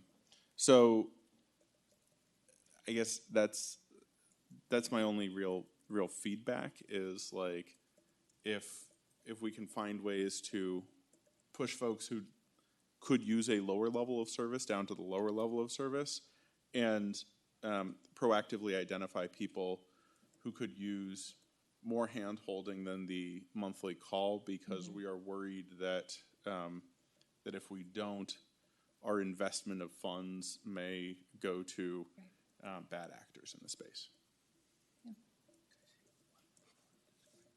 Yes, you may. So I just want to mention that just listening tonight and understanding this better, it's great to hear that. And I'm learning too as we go here. And but it just seems to me like, and this is a good plan and a good program, but it's going to take an awfully long time to start to move that and needle and reduce the greenhouse gas emissions, and starting to see that it's going to take, based upon the implementation and the measurement and how often it's measured, we're looking at several years before we can look back really and see this is really getting us on a good track. And hopefully it is. I'm hopeful. But it's not going to be like we're going to look at it and say, oh, this is the answer and this is going to move us. It's really a very long-term approach. Am I mistaken? I mean, looking at, before you can look back and say, this is heading us in the right direction, how long would you think? Let me just put it to you, and that's... If you're asking me. If you're talking about decarbonizing a community, yeah, I think that's a long-term vision. I mean, before we start moving, and you could say we're incrementally moving toward that direction, Yes. in a reasonably meaningful way, it would take a period, correct? We have to give this some... It's not today or next year. There's so many factors, though, that build on this type of work over time. Totally agree. I mean, heat pumps right now, in my opinion, are where EVs were like 15 years ago, right? You knew what they were, but you didn't have one, and you maybe didn't know someone with one, right? But the more heat pumps are in backyards and you see them and you hear about your neighbors getting them, right? It's like that kind of market adoption does build over time. And so I think the most important thing is you get started and you get more adoption, right? And then that adoption builds by word of mouth on more adoption. And I do believe that a program like this helps overcome barriers to get that process started. Okay.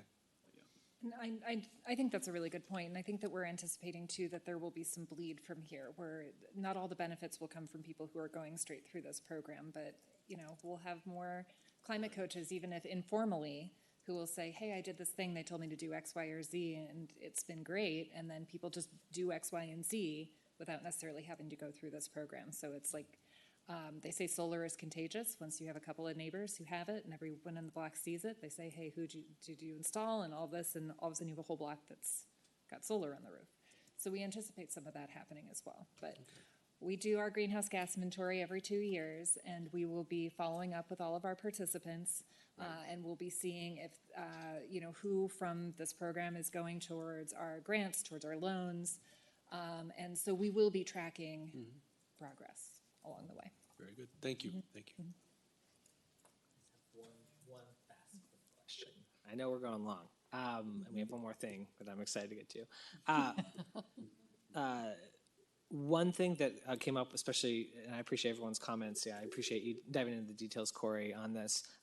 When I went through the process of electrifying my house, the biggest obstacle was the HVAC contractors who told me it was not possible.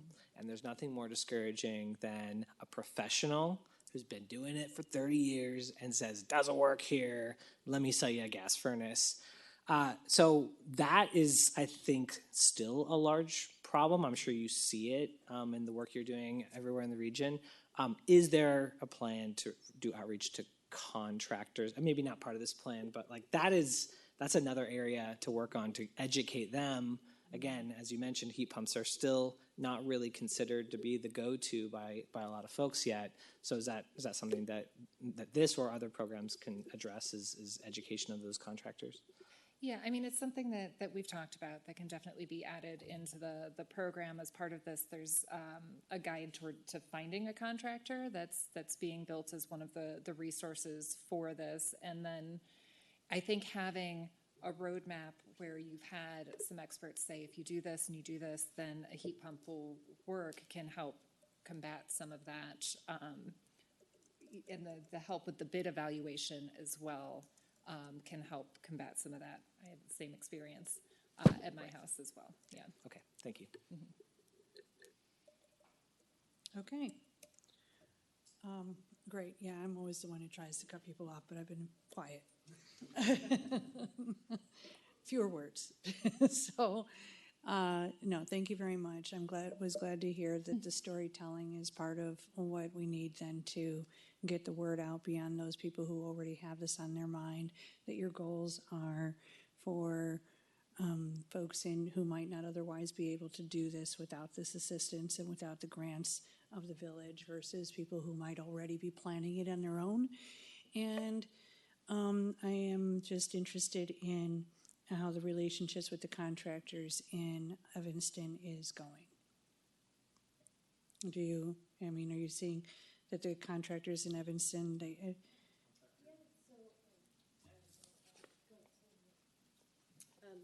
So I also project manage for Evanston Green Homes.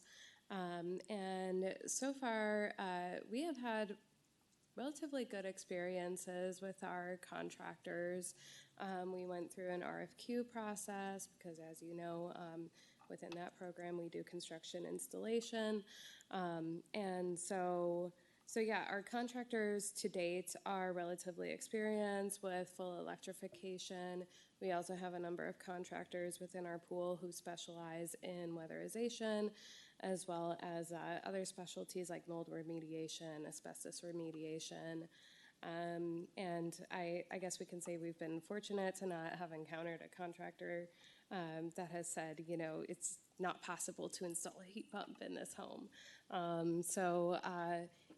Our construction manager has been really instrumental in, providing that sort of like critical eye to manual J's and or to bids and proposals that, maybe lack some detail or need more clarity around the price. But yeah, overall, it's been a generally positive process. Great. Derek? Great, we just need to make sure that the contractors operating in Oak Park get the message. Yeah, I have a contractor at home. He's not big on change. He's not. In fact, I probably will use this to convince him that we can actually do it. And then you can make a video of our home. So, yeah,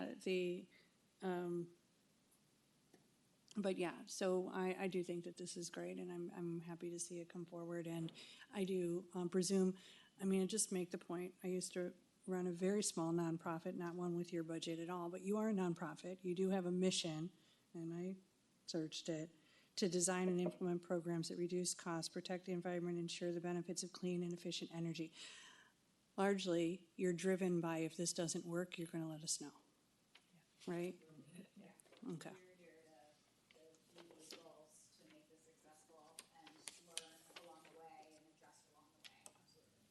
Okay.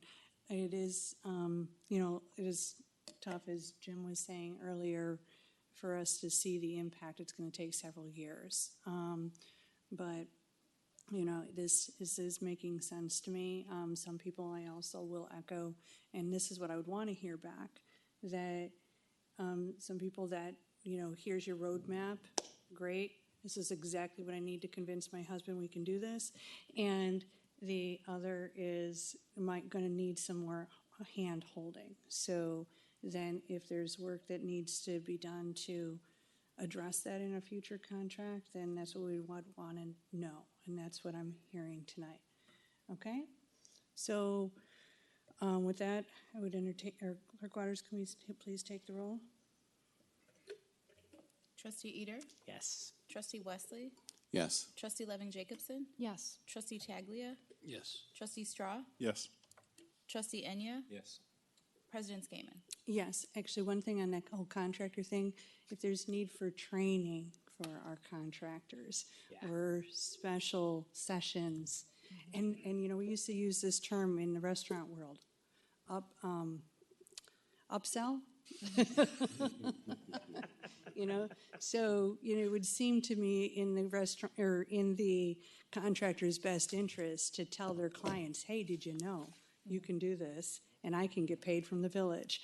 And then their small project becomes a bigger project. And so I do think working with those contractors makes a lot of sense and might be one of our barriers. I hear from them. This is a growing area, and so if you want to grow your business, there's a lot of work ahead of us. There's a lot of buildings that need this work done on them. So that's your business proposition. Yeah, thank you. Thank you. Okay. Okay, a presentation of the Village of Oak Park Biodiversity and Green Infrastructure Definition and Measurement Framework. Motion, or this is a presentation only. Okay, I'm going to turn it over to you, Lindsay. Oh, yeah, Hey, no worries. So this is a presentation only. This relates to planning concerning the green infrastructure goal in the crop plan. correct, yeah. We're in pursuit of achieving 30% as outlined in the green infrastructure in the village as outlined in the crop plan. So this is an update, right, Lindsay? Yes, correct. Okay. So, thank you. It's me again. Hi. So the resolution that adopted the Climate Ready Oak Park Plan committed the village to 6 specific commitments. So this relates to the green infrastructure goal, which is a commitment to establish 30% of municipal and community land as green infrastructure or enhanced management for native plants, wildlife, and people by 2030. So in September, the board approved a contract with Greenprint Partners to conduct a green infrastructure study and plan to define what we mean by that 30% goal, to develop a baseline to know where we are now, and to create a plan that gives us a roadmap again, sorry about that, to achieve it. So the presentation tonight is phase 1, which is to define what we mean by the 30% goal. And the part that I'm most excited about is I get to introduce you to our sustainability coordinator, who's been here for a few months now, but who you haven't heard from yet. So Malcolm Mossman is going to lead this presentation, so thank you. Welcome, I hear only great things. Well, that's very encouraging. It's good evening, trustees and President Skaman. As Lindsay mentioned, I'm Malcolm Mossman, new sustainability coordinator. And as a relatively new staff person and resident of Oak Park, I'm really excited to present our progress on the biodiversity and green infrastructure plan that we've made over the last couple of months, but I think more importantly, lay out some of the significant work that we have yet to accomplish over the next 6 months or so, and lay out what questions we're hoping to answer so that we can meet that commitment that was referenced by Manager Jackson and Lindsay. I also have with me Sydney Van Kuren with Greenprint Partners, who is helping us lead this plan, and they've been a great partner on this. So, as mentioned, we have a goal of establishing 30% of village-wide land as green infrastructure or enhanced management for native plants, wildlife, and people by 2030. So 30% by 2030.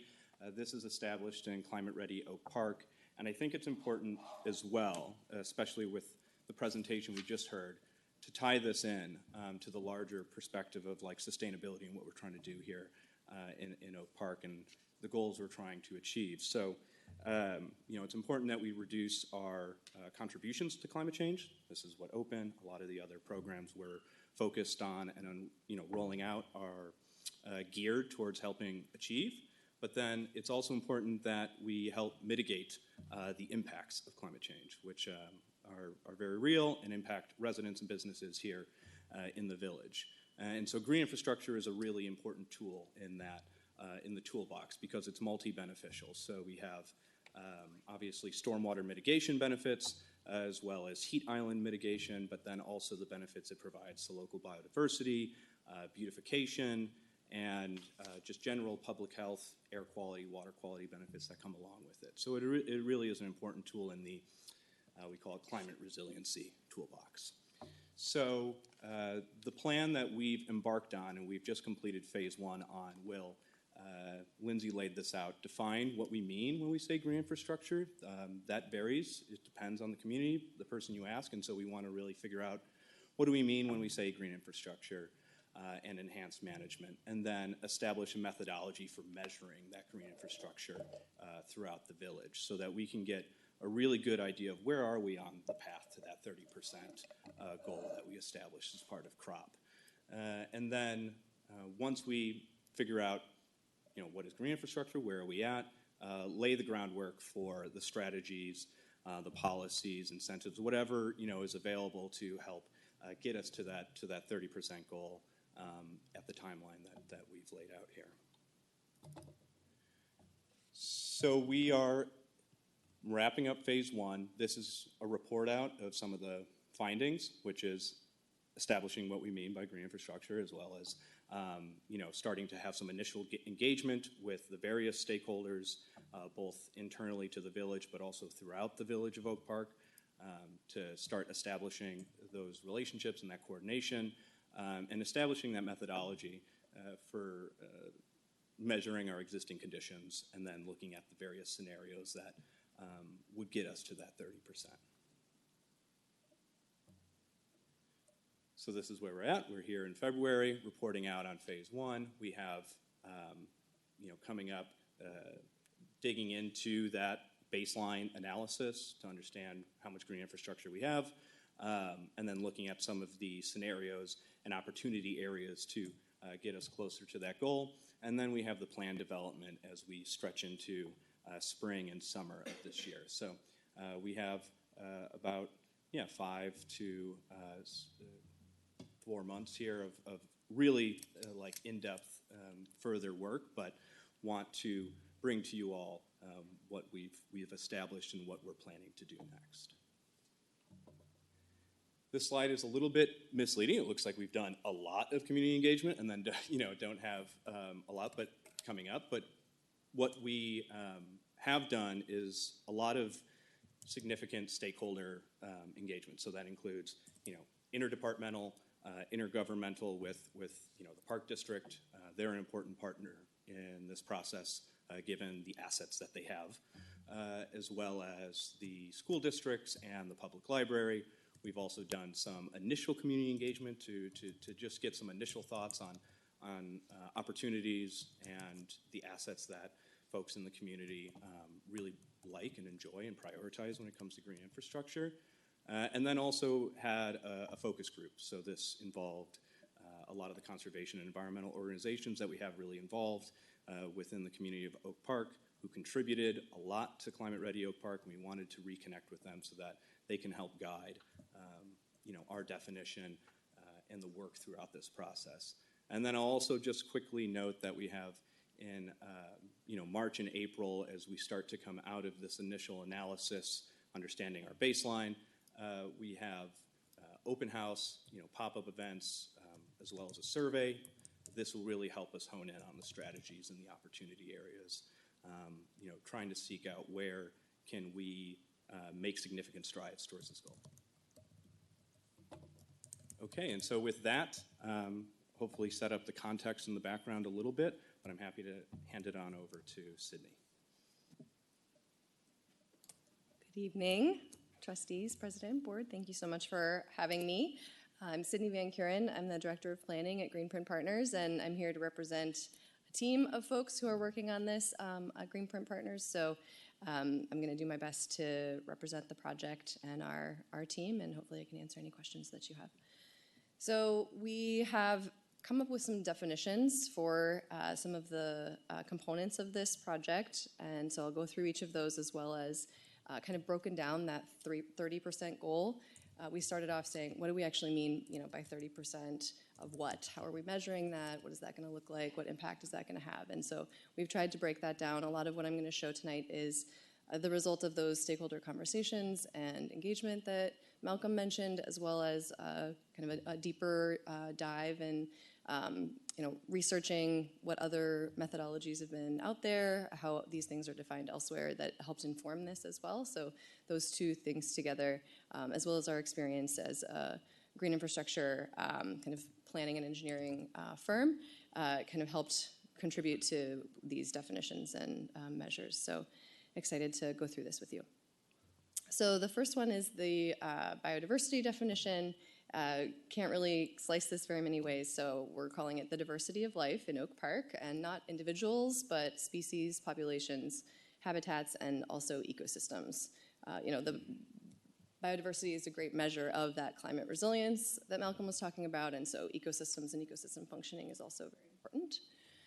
So the framework that we've developed kind of breaks this piece of the 30% goal into this goal statement of 30% of natural areas are highly diverse, connected, and accessible. And so that felt like it was really honoring the intent of what this goal was setting out to do in CROP and what we heard from all of our stakeholder engagement. So this is really looking at connectivity of natural landscapes and diversity within some of the data sets that we do have available. So looking at things like the Oak Park tree inventory, we have even iNaturalist records going back quite a ways that we can take a look at and start to see how different species are and populations are distributed over the village landscape. And then also looking at crop data on existing conditions and vulnerability assessments, just to look and see how or what we're seeing overlapping with the people that are living in Hyde Park,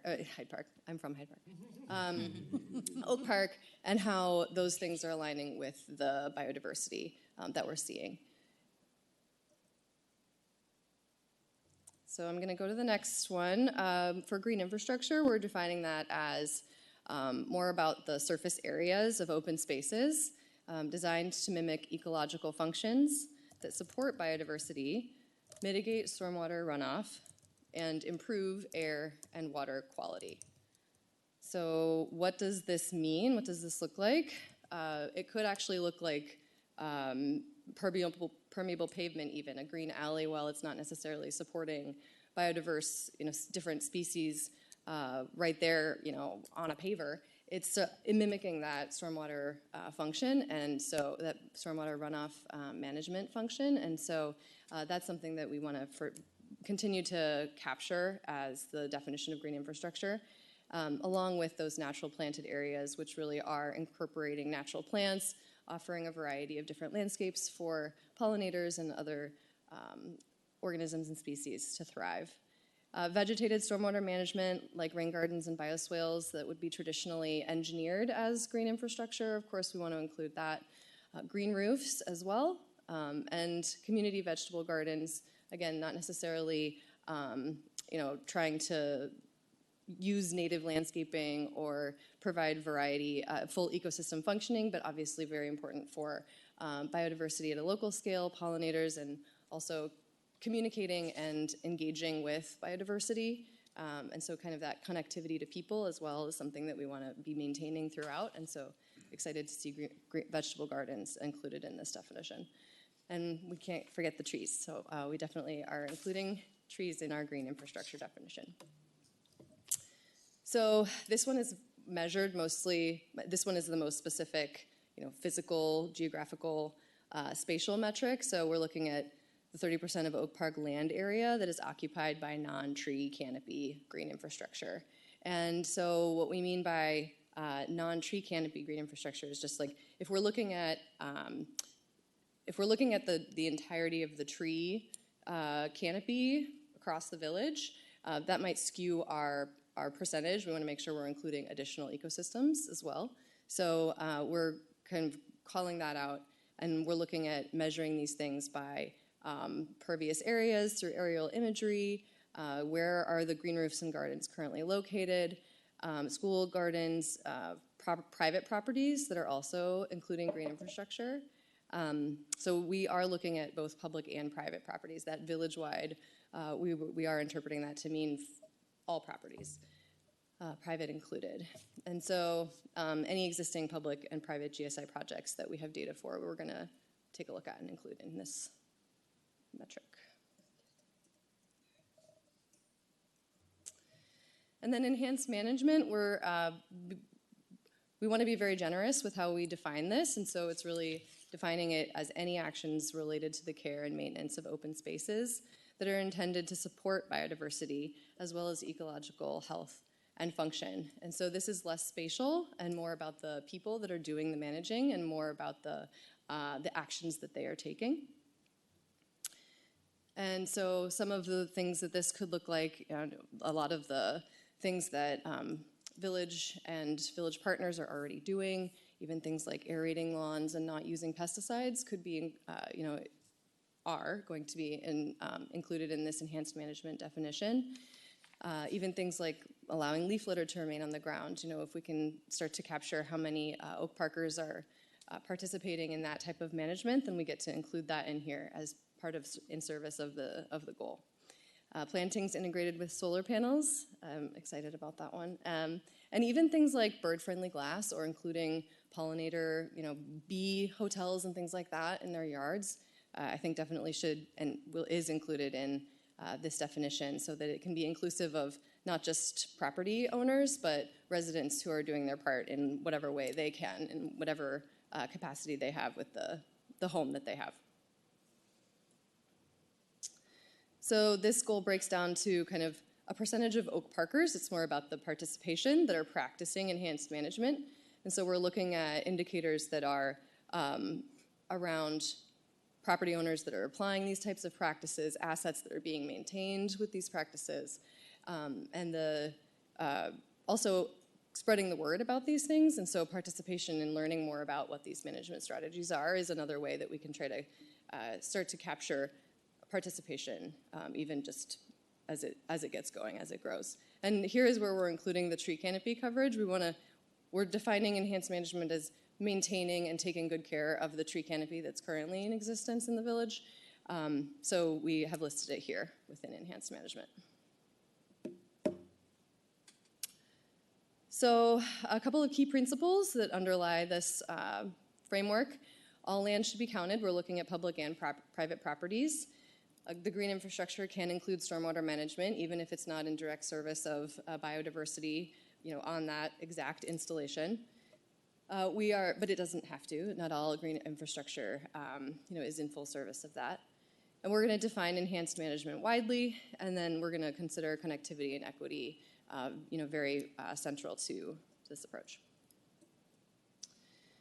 So our next steps for the baseline opportunities and methodology is to really dig into what these indicators and metrics are going to be showing us. We're compiling all of our data right now and creating some baseline measures so we can say, okay, what X percent, X acres, square feet do we have in all of these different categories? And then we're going to be able to identify that gap and start working on opportunity pathways and scenario pathways for what can we do to get to that 30% goal, and what are the significant levers of change that we're hearing from our existing and new engagement partners. We'll be doing more public outreach, like Malcolm said, and continued stakeholder engagement with departments and partners to kind of map that pathway, see what the main priorities are.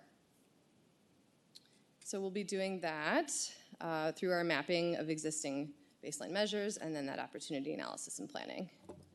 And so this is a grainy screenshot, but the idea behind this is, we can start to say, okay, we're seeing these hot spots. Maybe there are some cores and corridors that are clearly starting to be identified spatially on a map, but then we also want to be thinking about, how are people moving through these things as well as other biodiversity species that oak parkers may care about. And so starting to think about those types of analyses on top of some of the scenarios and opportunities that we are unearthing through the mapping process. So very excited to have kind of our definitions and our metrics identified so that we can really dig into this piece, because this is the super fun part. And then we're able to, at the end of phase 2, have the kind of key opportunities. We can start to prioritize those, and then in phase 3 really start to articulate what are the specific next steps to realize that impact through those pathways. I think that's my last slide. So thank you. Okay, questions, comments? This is discussion only, so we're providing our feedback based on, what we've heard, and if we have any suggestions for further next steps. I can go? Sure. I'll start by saying my wife works for Greenprint Partners, but we are not voting on anything tonight, so there's no recusal necessary, but if there will be in the future, just for everyone's information transparency. Thank you for this. I guess my first question is there a particular direction you're looking at to get from us to guide your work? It seems like good. I like the data. I like being able to quantify and measure these things. I have some thoughts about that, but I guess I'll just start with it. Is there direction you want from us at this phase? Yeah, I think as we start to identify these opportunity areas, if there's anything that you want to put a pin in, it's something that we should particularly focus on. That I think that would be helpful, especially at this juncture in the process. Yeah. Okay, great. So yeah, my comment would just be, so the end goal of this comment, maybe there's a question in here. Yeah, there's a question. As you go through all this process and catalog all this data, you'll come up with a way to measure this thing that's kind of been hard to measure before, right? Is there a plan in place to do that? Because it seems like a lot of work to do that count once, and the goal here is to try to measure progress. Are we setting ourselves up so that this is easy to do annually or whatever? And what is that process, and what is the frequency we would want to try to be able to measure this change? Yeah, that's a great question, and I can let Sydney maybe answer as well. But I think that's a major component that we've been talking about, is how can we continue to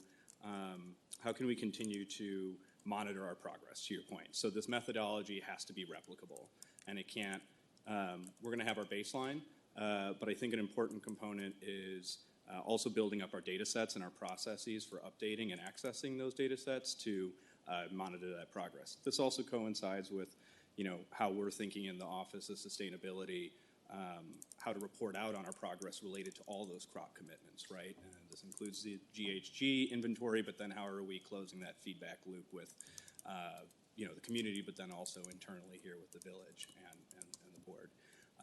I will say that, we pointed out the biodiversity component. The data set is fairly limited there because it is all like citizen science based for the most part.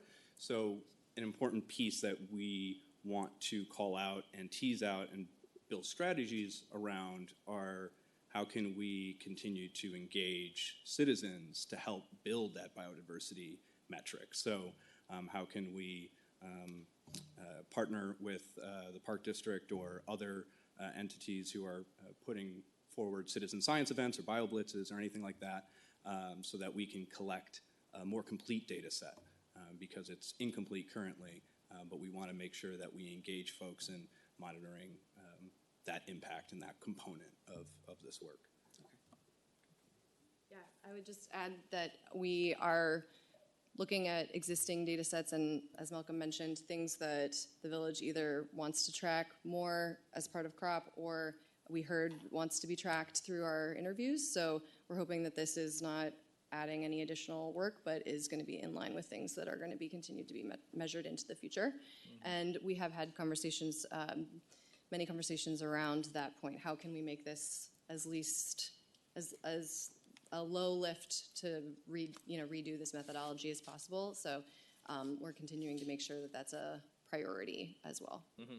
Okay, yeah, as long as we can, whatever we can do to plan ahead, to think about, oh, we have a process that already captures data about this, like permits, right? Or when someone's doing like a rain ready, that's green infrastructure. We have a document that says, and a record that says that. So as long as we're making sure to track that in a way that's not burdensome to pull that out, I mean, that seems like that's definitely, maybe you're already thinking about that, but that's what my mind goes to. Is don't make me fill out another form. Yeah. Just like capture the data in the due course of the operations of the village. Right, exactly. Yeah. Yep. Okay, great. Thank you. Are any of the data sets that we're getting, do we pay for them? Are they all public or and free?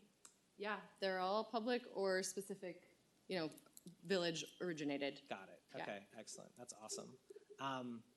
I have one idea, maybe you haven't thought of it, or maybe you've already thought of it, but I think there's a group of people from the buildings department that do like walks down the alleyways, and like, I know this because like they told me that my garage needed to be painted, and if I didn't paint it, I'd get fined. And I'm like, if we're gonna send people down alleyways to do that, could they also do things like, oh look, they switched their lawn to a native garden, and like, a way to just, another thing we're already doing, we're sending people down the streets. Can we incorporate measuring these things on a recurring basis? Like reward them? Sure, yeah. I'm sure there's an ROI if we're generating like, ticket revenue or whatever from like the facade and all that kind of thing. But if we're sending people anyways, could we also have them, check for this infrastructure when they see it? We'll collaborate with neighborhood services. Great. We'll Okay. see what's feasible. Okay, thank you. All right, that's it. Actually, to Derek's point, sometimes it gets overgrown and people have trouble walking down the sidewalk. We do need to monitor that. We have some parkway trees that have lots of sprout coming out bases and be problematic. Okay. They typically look for like the very manicured lawns versus. Yeah. Okay, Brian, were you gonna raise your hand? I think this is great, and I'm excited for when we get the data. Can you talk a little bit about sort of what you expect what kind of roadmap you expect at the end to give us? Because there's both the data and then the how can we create more connected biodiverse communities. Yeah, we don't want to put the cart before the horse, so to speak, to your point, but I do think the strategies are going to generally fall under, three major buckets. Given that this is a village-wide assessment, that this is private and public property, it's going to have to be a combination of policies, incentives, and education being major components. The specifics of each of those buckets are yet to be determined and something we want to work through as part of this planning process. But those are the three major buckets we really see, as levers, so to speak. And then also coordination with, the other governmental districts here in Oak Park, parks being a major component of that. They're doing great work. They kind of lead the way, especially in the enhanced management and green infrastructure space. So providing opportunities for more coordination and learning through that process, I think, is going to be important as well. Yeah, one of the things that I was recalling during this presentation is it was just a year ago that we passed an ordinance allowing for native planting in parkways, and that was a little overdue. But when we were when the presentation is talking about opportunities for green corridors, it seems like that parkway infrastructure is one of the areas where there's sort of the greatest opportunity, and so definitely there are good resources out there to educate on how to start a native garden, but I think that is one of the areas where we can provide additional education and resources, and then I'd be sort of excited to see like how we can be innovative in making that as simple as possible for people, because I've read the resources and the creating a lasagna of cardboard and browns and greens to get the grass to die to plant the that sounds like a lot of work. I mean, ultimately it ends up being less work than mowing that parkway every week all summer long, and it's better for the environment. But like, are there ways we can get innovative about incentivizing and simplifying the process for homeowners, because it does seem like that's one of the best ways we can create connections when there are parts of our village where these green spaces are there's a lot of separation. Yeah, absolutely. I mean, you're talking my language when you're saying lasagna, for the parkways, but it is. It's a good point. For example, I mean, you mentioned the corridors, and we mentioned the opportunity in scenario analysis. One scenario we can explore is if we converted all parkways to native plantings, what would that get us? How would that get us closer to the goal? Obviously, not feasible necessarily, but it does give us an idea of that as an opportunity area. And then, as Sydney pointed out, investigating corridors, trying to connect areas, also looking at the vulnerability assessment to see where we have, high heat island effect, high heat risk, where we have, flood risk, and prioritizing those areas as well. I'll also add that this, of course, runs concurrently with the existing programs we have. You mentioned the Parkway Ordinance. One thing we heard from Winterfest were a lot of folks saying, this is great, I just don't know where to start. I see my neighbor has like some great native gardens on their parkway.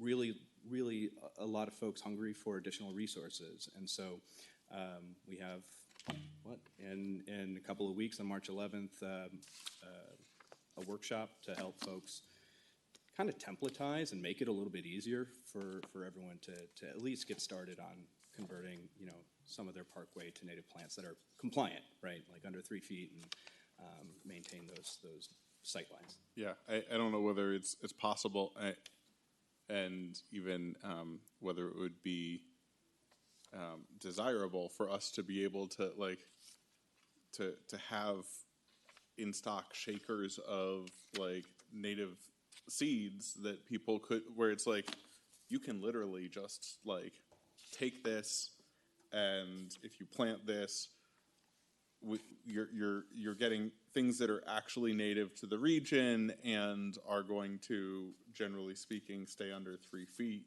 because you're not just going off of, ordering something off of a website and you're going to get something that either is going to grow too tall, or where they're only providing like 4 regions and you're hoping that you're getting close enough to native, which I've definitely seen when I've looked at some of those seed mixes where you're not getting something that's specific to our part of the Midwest. I know it's getting late. I just wanted to add that your point reminded me, I wanted to say, there are a lot of really beneficial things happening, and we want to make it also strategic. Like, how can we go, beneficial and strategic? And so that's something we're hoping to get to with the kind of plan, piecing together those policies, incentives, education, and coordination that Malcolm was mentioning. And then, there's something we said for people seeing a role for themselves in things. I'm thinking about that earlier conversation about open too. I think there's measurable progress to this goal that everybody can see themselves in, and I think that's really exciting. So we're going to lean into that in the plan as well. Thanks.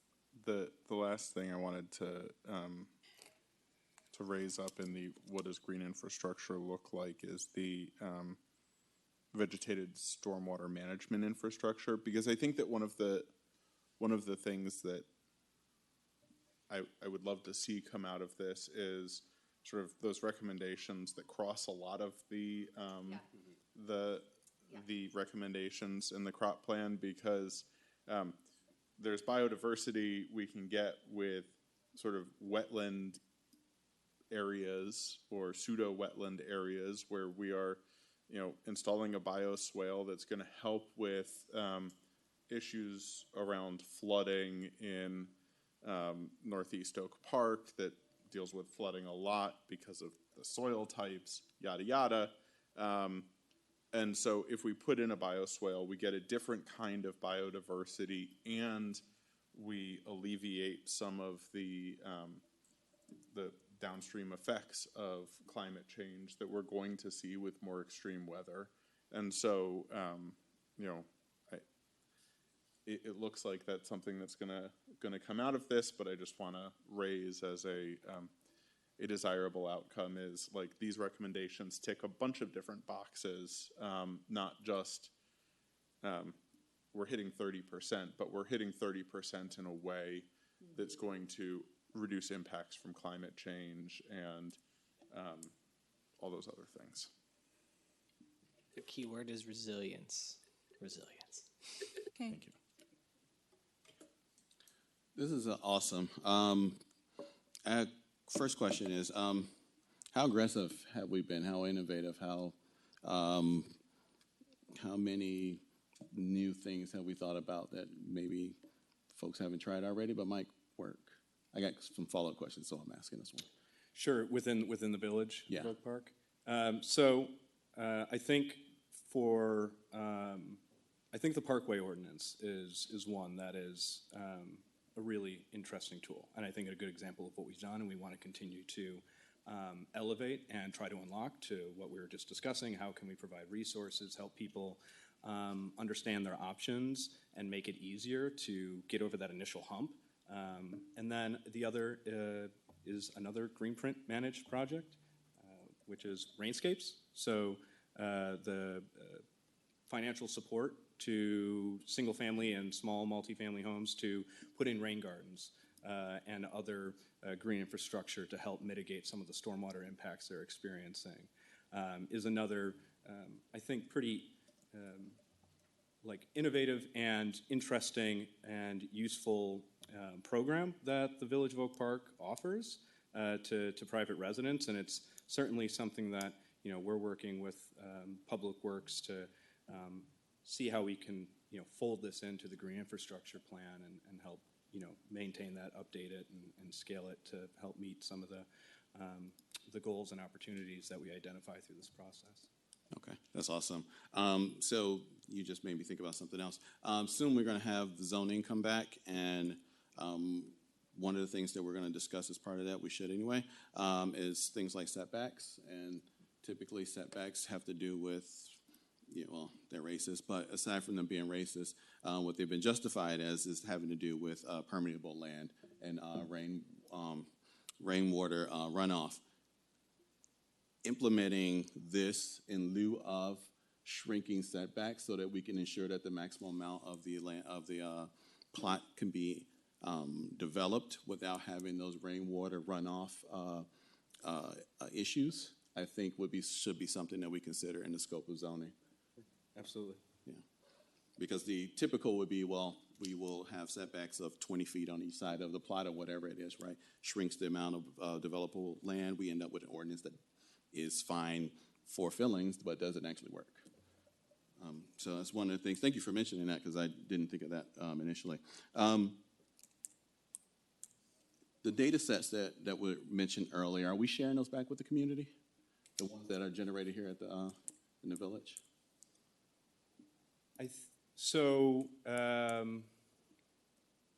At least with the landscaped areas, I don't believe so, but the tree inventory is publicly accessible, right? Yeah. A lot of it, I believe, is accessible, and I think through the process we were talking about earlier about how do we continue to monitor and update these metrics and then close that feedback loop, we'll want to include it in our progress updates as we monitor, how are we progressing against our crop commitments that we made, which includes this 30%, green infrastructure by 2030.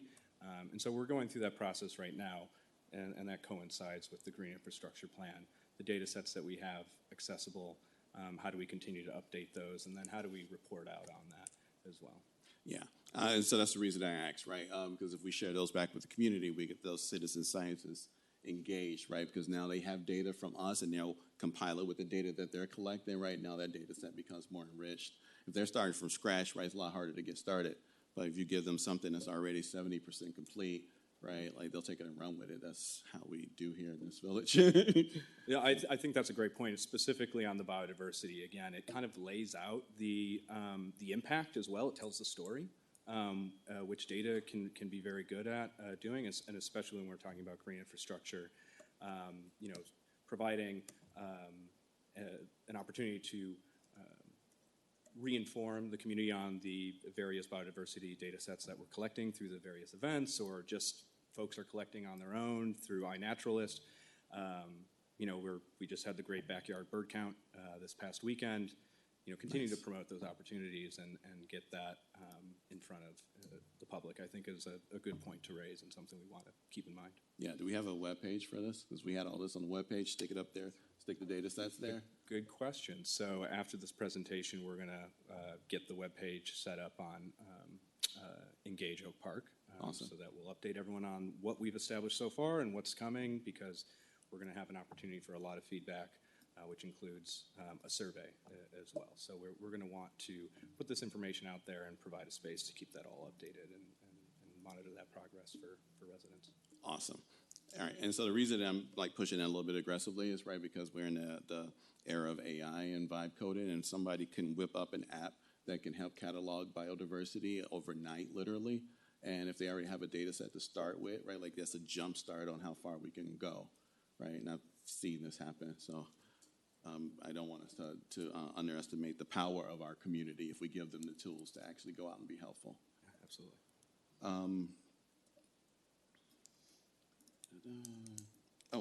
Have we thought about drones? Drones. No, we have not. It's something They're that electric. in my wildest imaginations, but it could be utilized. But we're pretty confident with the existing data set that we have right now that we'll capture a majority of the existing assets. So it was determined, that sort of on-site analysis like that wouldn't be necessary at this stage. Okay, all right. We should keep that in our back pocket, though, in case we need them.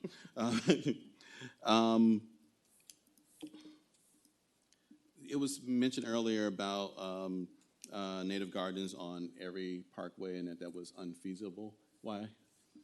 We own them all, right? They're Not all necessarily feasible, but we want one that we own then, which it would be greater than 90% is my guess. And with the ordinance, it also requires residents to be involved with the planting and the maintenance of those parkways. So, it certainly is possible. Yes. Okay. All right. We should consider that. Maybe not all of them, but we should consider being more aggressive with it. Because if there are parkways and we own them, then we should think about how we can use them to meet our goals.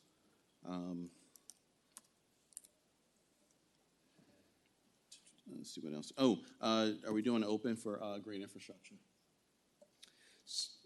So right now, we currently are not, but I mentioned the Rainscapes program, which is, has some similar functions. It requires an assessment of the folks' property to identify those problem areas, and then results in a recommendation.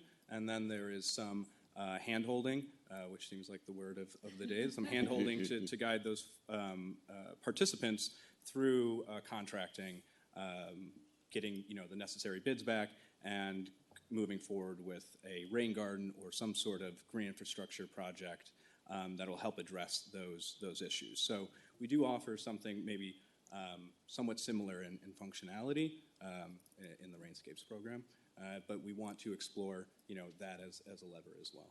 Got it. Okay.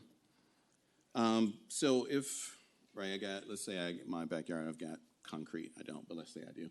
And I wanted to make it greener, and I got plant boxes and put a bunch of plants over the concrete. Does that help offset? Is that like green infrastructure, or do I need to literally tear up the concrete and put green stuff in?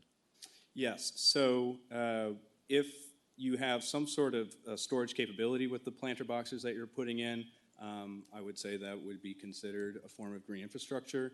If it is draining back out of the box onto the pavement, then that wouldn't be green infrastructure, since that's still displacing the stormwater. Right. But one example that we've used, we've taken a look at some of our alleys and converted them to permeable pavement. That is also an option that's offered through, again, for example, Rainscapes. If folks have a paved area that they want to keep a paved area but want to better manage their stormwater, permeable pavement is an option and a GI typology that we can put in place and work really well for low traffic areas. Obviously don't work well for where cars are driving daily, but work well for parking lots, alleys, and patios. Okay. And so we have some streets that are brick pavers. Are they permeable? I don't know. I'm not sure. We can find out. We'll follow up on that. Yeah, because there are a few. Okay.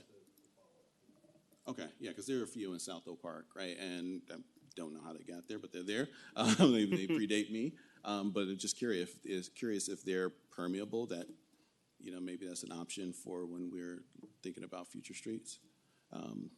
Because we already do have at least that example of them existing in places in the village.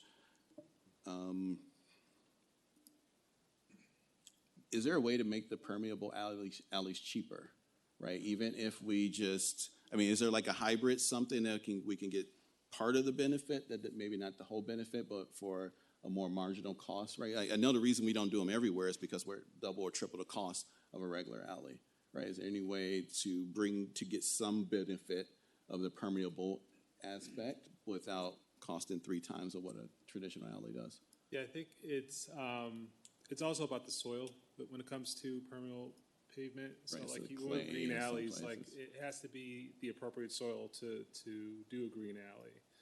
Because if it's and this is a better Bill McKenna question, but I haven't seen Bill in a while. Yeah, we can look into it and see, follow up with a response.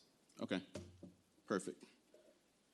2 more questions, sorry. Have we thought about, closing some streets? We've got a lot of streets. We don't drive on all of them most of the time. Have we thought about just shutting a few of them down, turn them into pedestrian-only, bike-only streets? So we haven't gotten to the part of this plan yet where we're really putting together any policy recommendations, and that would have to be something where we would bring in the Public Works and the bike plan and all of these, and it would be considered as part of a whole host of options, but we're not there yet. Okay. Right now. Well, it worked really well during the pandemic, right? We had the slow streets, and people missed those. So I think there are a lot of folks who might opt into a street conversion. So I do think it's something we should consider if we're serious about hitting these targets, right? Because we have a lot of asphalt out there. We don't use most of it. We definitely don't use it all the time. And I think people could easily reroute around our in our street grid, because most of our streets are two-way, right? So it's not like we're chopping off access and if we shut down one street, just go over to the next block. Yeah, and I think, as part of the, the suite of policy options, opportunities for depaving, incentives in redevelopment, things like that, that would result in less pavement, more pervious area will absolutely be considered as part of the plan. Awesome. Yeah, and even if we just shrunk some of the streets down, and then that part that we used to shrink it, we put plants instead of what we use now, paint and post, right? If we fill the paint and post area in with green infrastructure, right? Like, I mean, that's a win-win. So, get traffic safety and you get more green infrastructure. So. And I'll add, another opportunity area that we're looking at, that we will look at as part of our scenario planning is, you don't necessarily have to convert an entire street to permeable pavement to effectively manage the stormwater with green infrastructure. So there are opportunities for mid-block bump outs or corner bump outs where you can direct stormwater to, right? So to Lindsay's point, exploring all of the options and weighing the costs and benefits of each of those. And so I'll just add that when you're thinking about the drainage, into green infrastructure for a street, doesn't necessarily have to be on site. It can be these designated bioswale bump outs or corner bump outs that water can be directed to as well. Gotcha. Awesome. Yeah, I just want smaller streets, honestly, and I'll take a green benefit to go with it, right? Like I'm all about combining benefits. So I'm pretty much done. The last thing I'll say is more trees, please. All right. Trees. Okay, anyone else? No?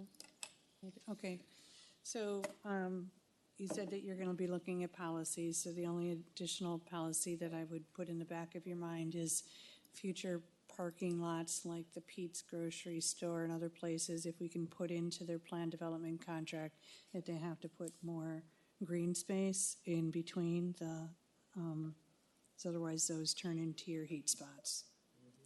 Okay. Our parking lots too, we own a few of them. We should look into that. And also I just wanted to say community vegetable gardens, we should absolutely go all in on that. There's a lot of folks who do that. I've heard really, really good things about it, how it brings the community together, the neighborhoods together. I'm all about that, right? Like that whole community engagement piece. And then also, like, again, whenever you can combine benefits, I'm all for it. And so this is one of those things. Well, make gardens with drones. Okay, that's not on the agenda to see.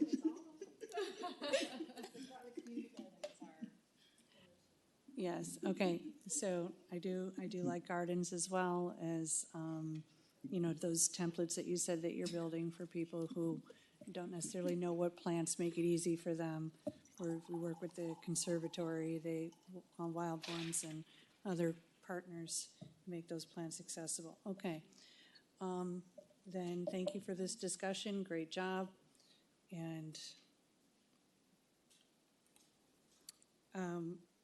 do we want to do the video an hour before call to the clerk and board?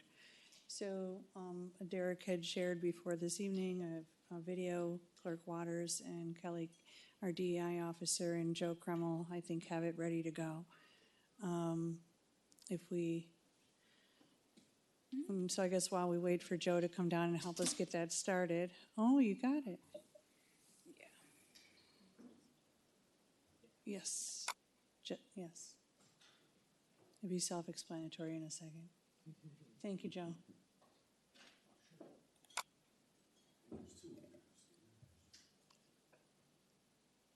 Today's February 17th. Yeah. We still want to meet 10 p.m. No. And I appreciate everybody's comments. My little jokes, I don't mean to undercut everybody's input.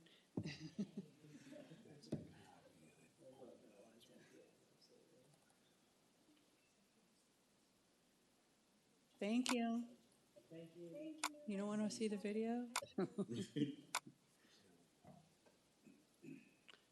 We'll leave inspired this evening.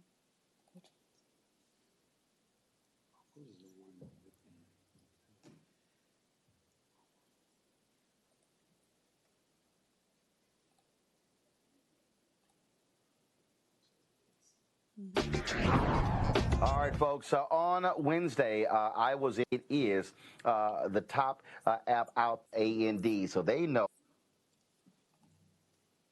So there's two videos. I'm not Okay. sure which one you guys want.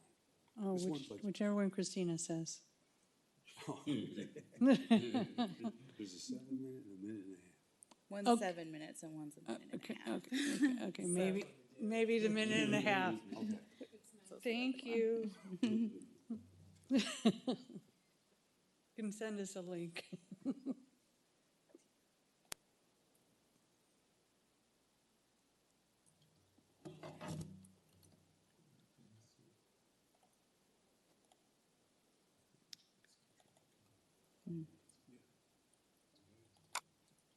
So hopefully you have your board comments ready to go.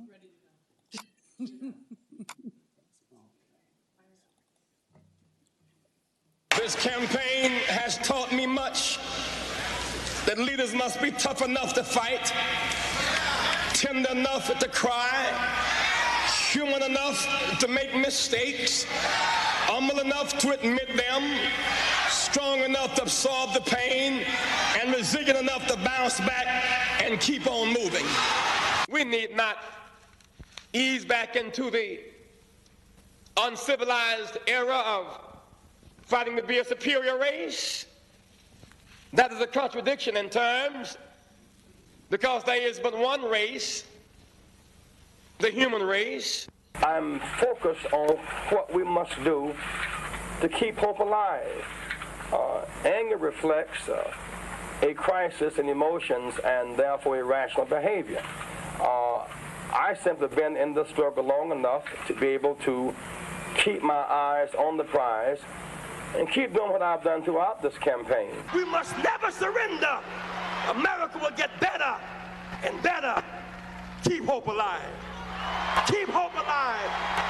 Keep hope alive on tomorrow night and beyond. Keep hope alive. I love you very much. Thank you. Any more comments from board and clerk? Okay. Trustee Anya? Oh, I do. Oh, please. Early voting will begin March 2nd and run through March 16th. Wow. Today was the last day to register to vote in person and on paper, but it's not too late to register. You can still do so online. And there is still grace period voting, so it's never too late. That's it. Thank you. Just wanted to give my thanks to Oak Park River Forest High School. Today I got to participate in the Black Professionals Day, something that I think is a very, very, timely thing to especially go on with the Reverend Jesse Jackson, because I think kids being able to see themselves in adults and leaders throughout our community means a lot to those kids, hearing the questions that they had, how enamored they were with the different professions that we were all in and how they can become impactful today. Hearing the questions that they had gave me so much hope and so much joy to see their faces light up, seeing the different career paths, but also knowing that we all got to the places we got in so many different routes.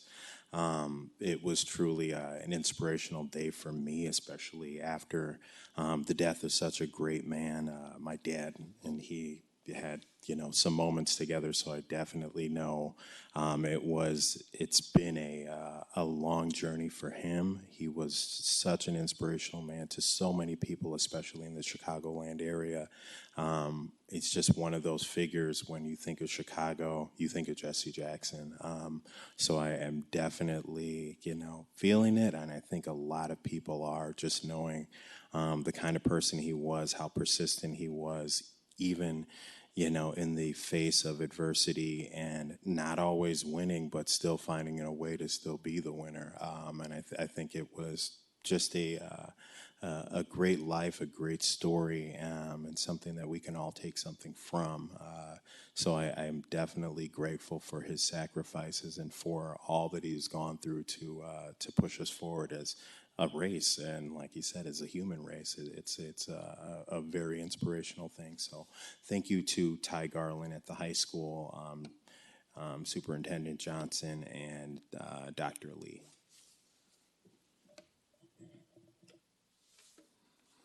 OPRF Civics Fair on Thursday. It's going to be a blast. It's one of my favorite things to do associated with the shop.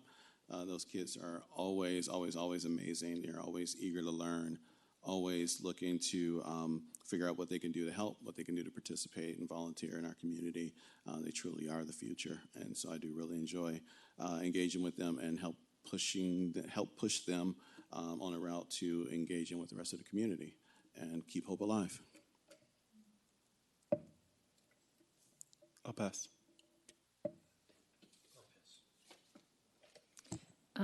Connecting with the topic of our two regular agenda items, I wanted to mention we have a free fruit tree pruning event on Saturday, February 21st from 2 to 4 at the Mercy Garden of Peace and Healing, 4912 West Quincy Street. So it's about it's about 2 miles east. And it's free. So if you're interested in fruit tree pruning or seeing what's possible in our next harvest, love to see you there. Pass. All right. Thank you very much for all your thoughtful comments this evening. I know it is late, but good work. Entertain a motion to adjourn. So moved. Second. All in favor? Aye. Aye.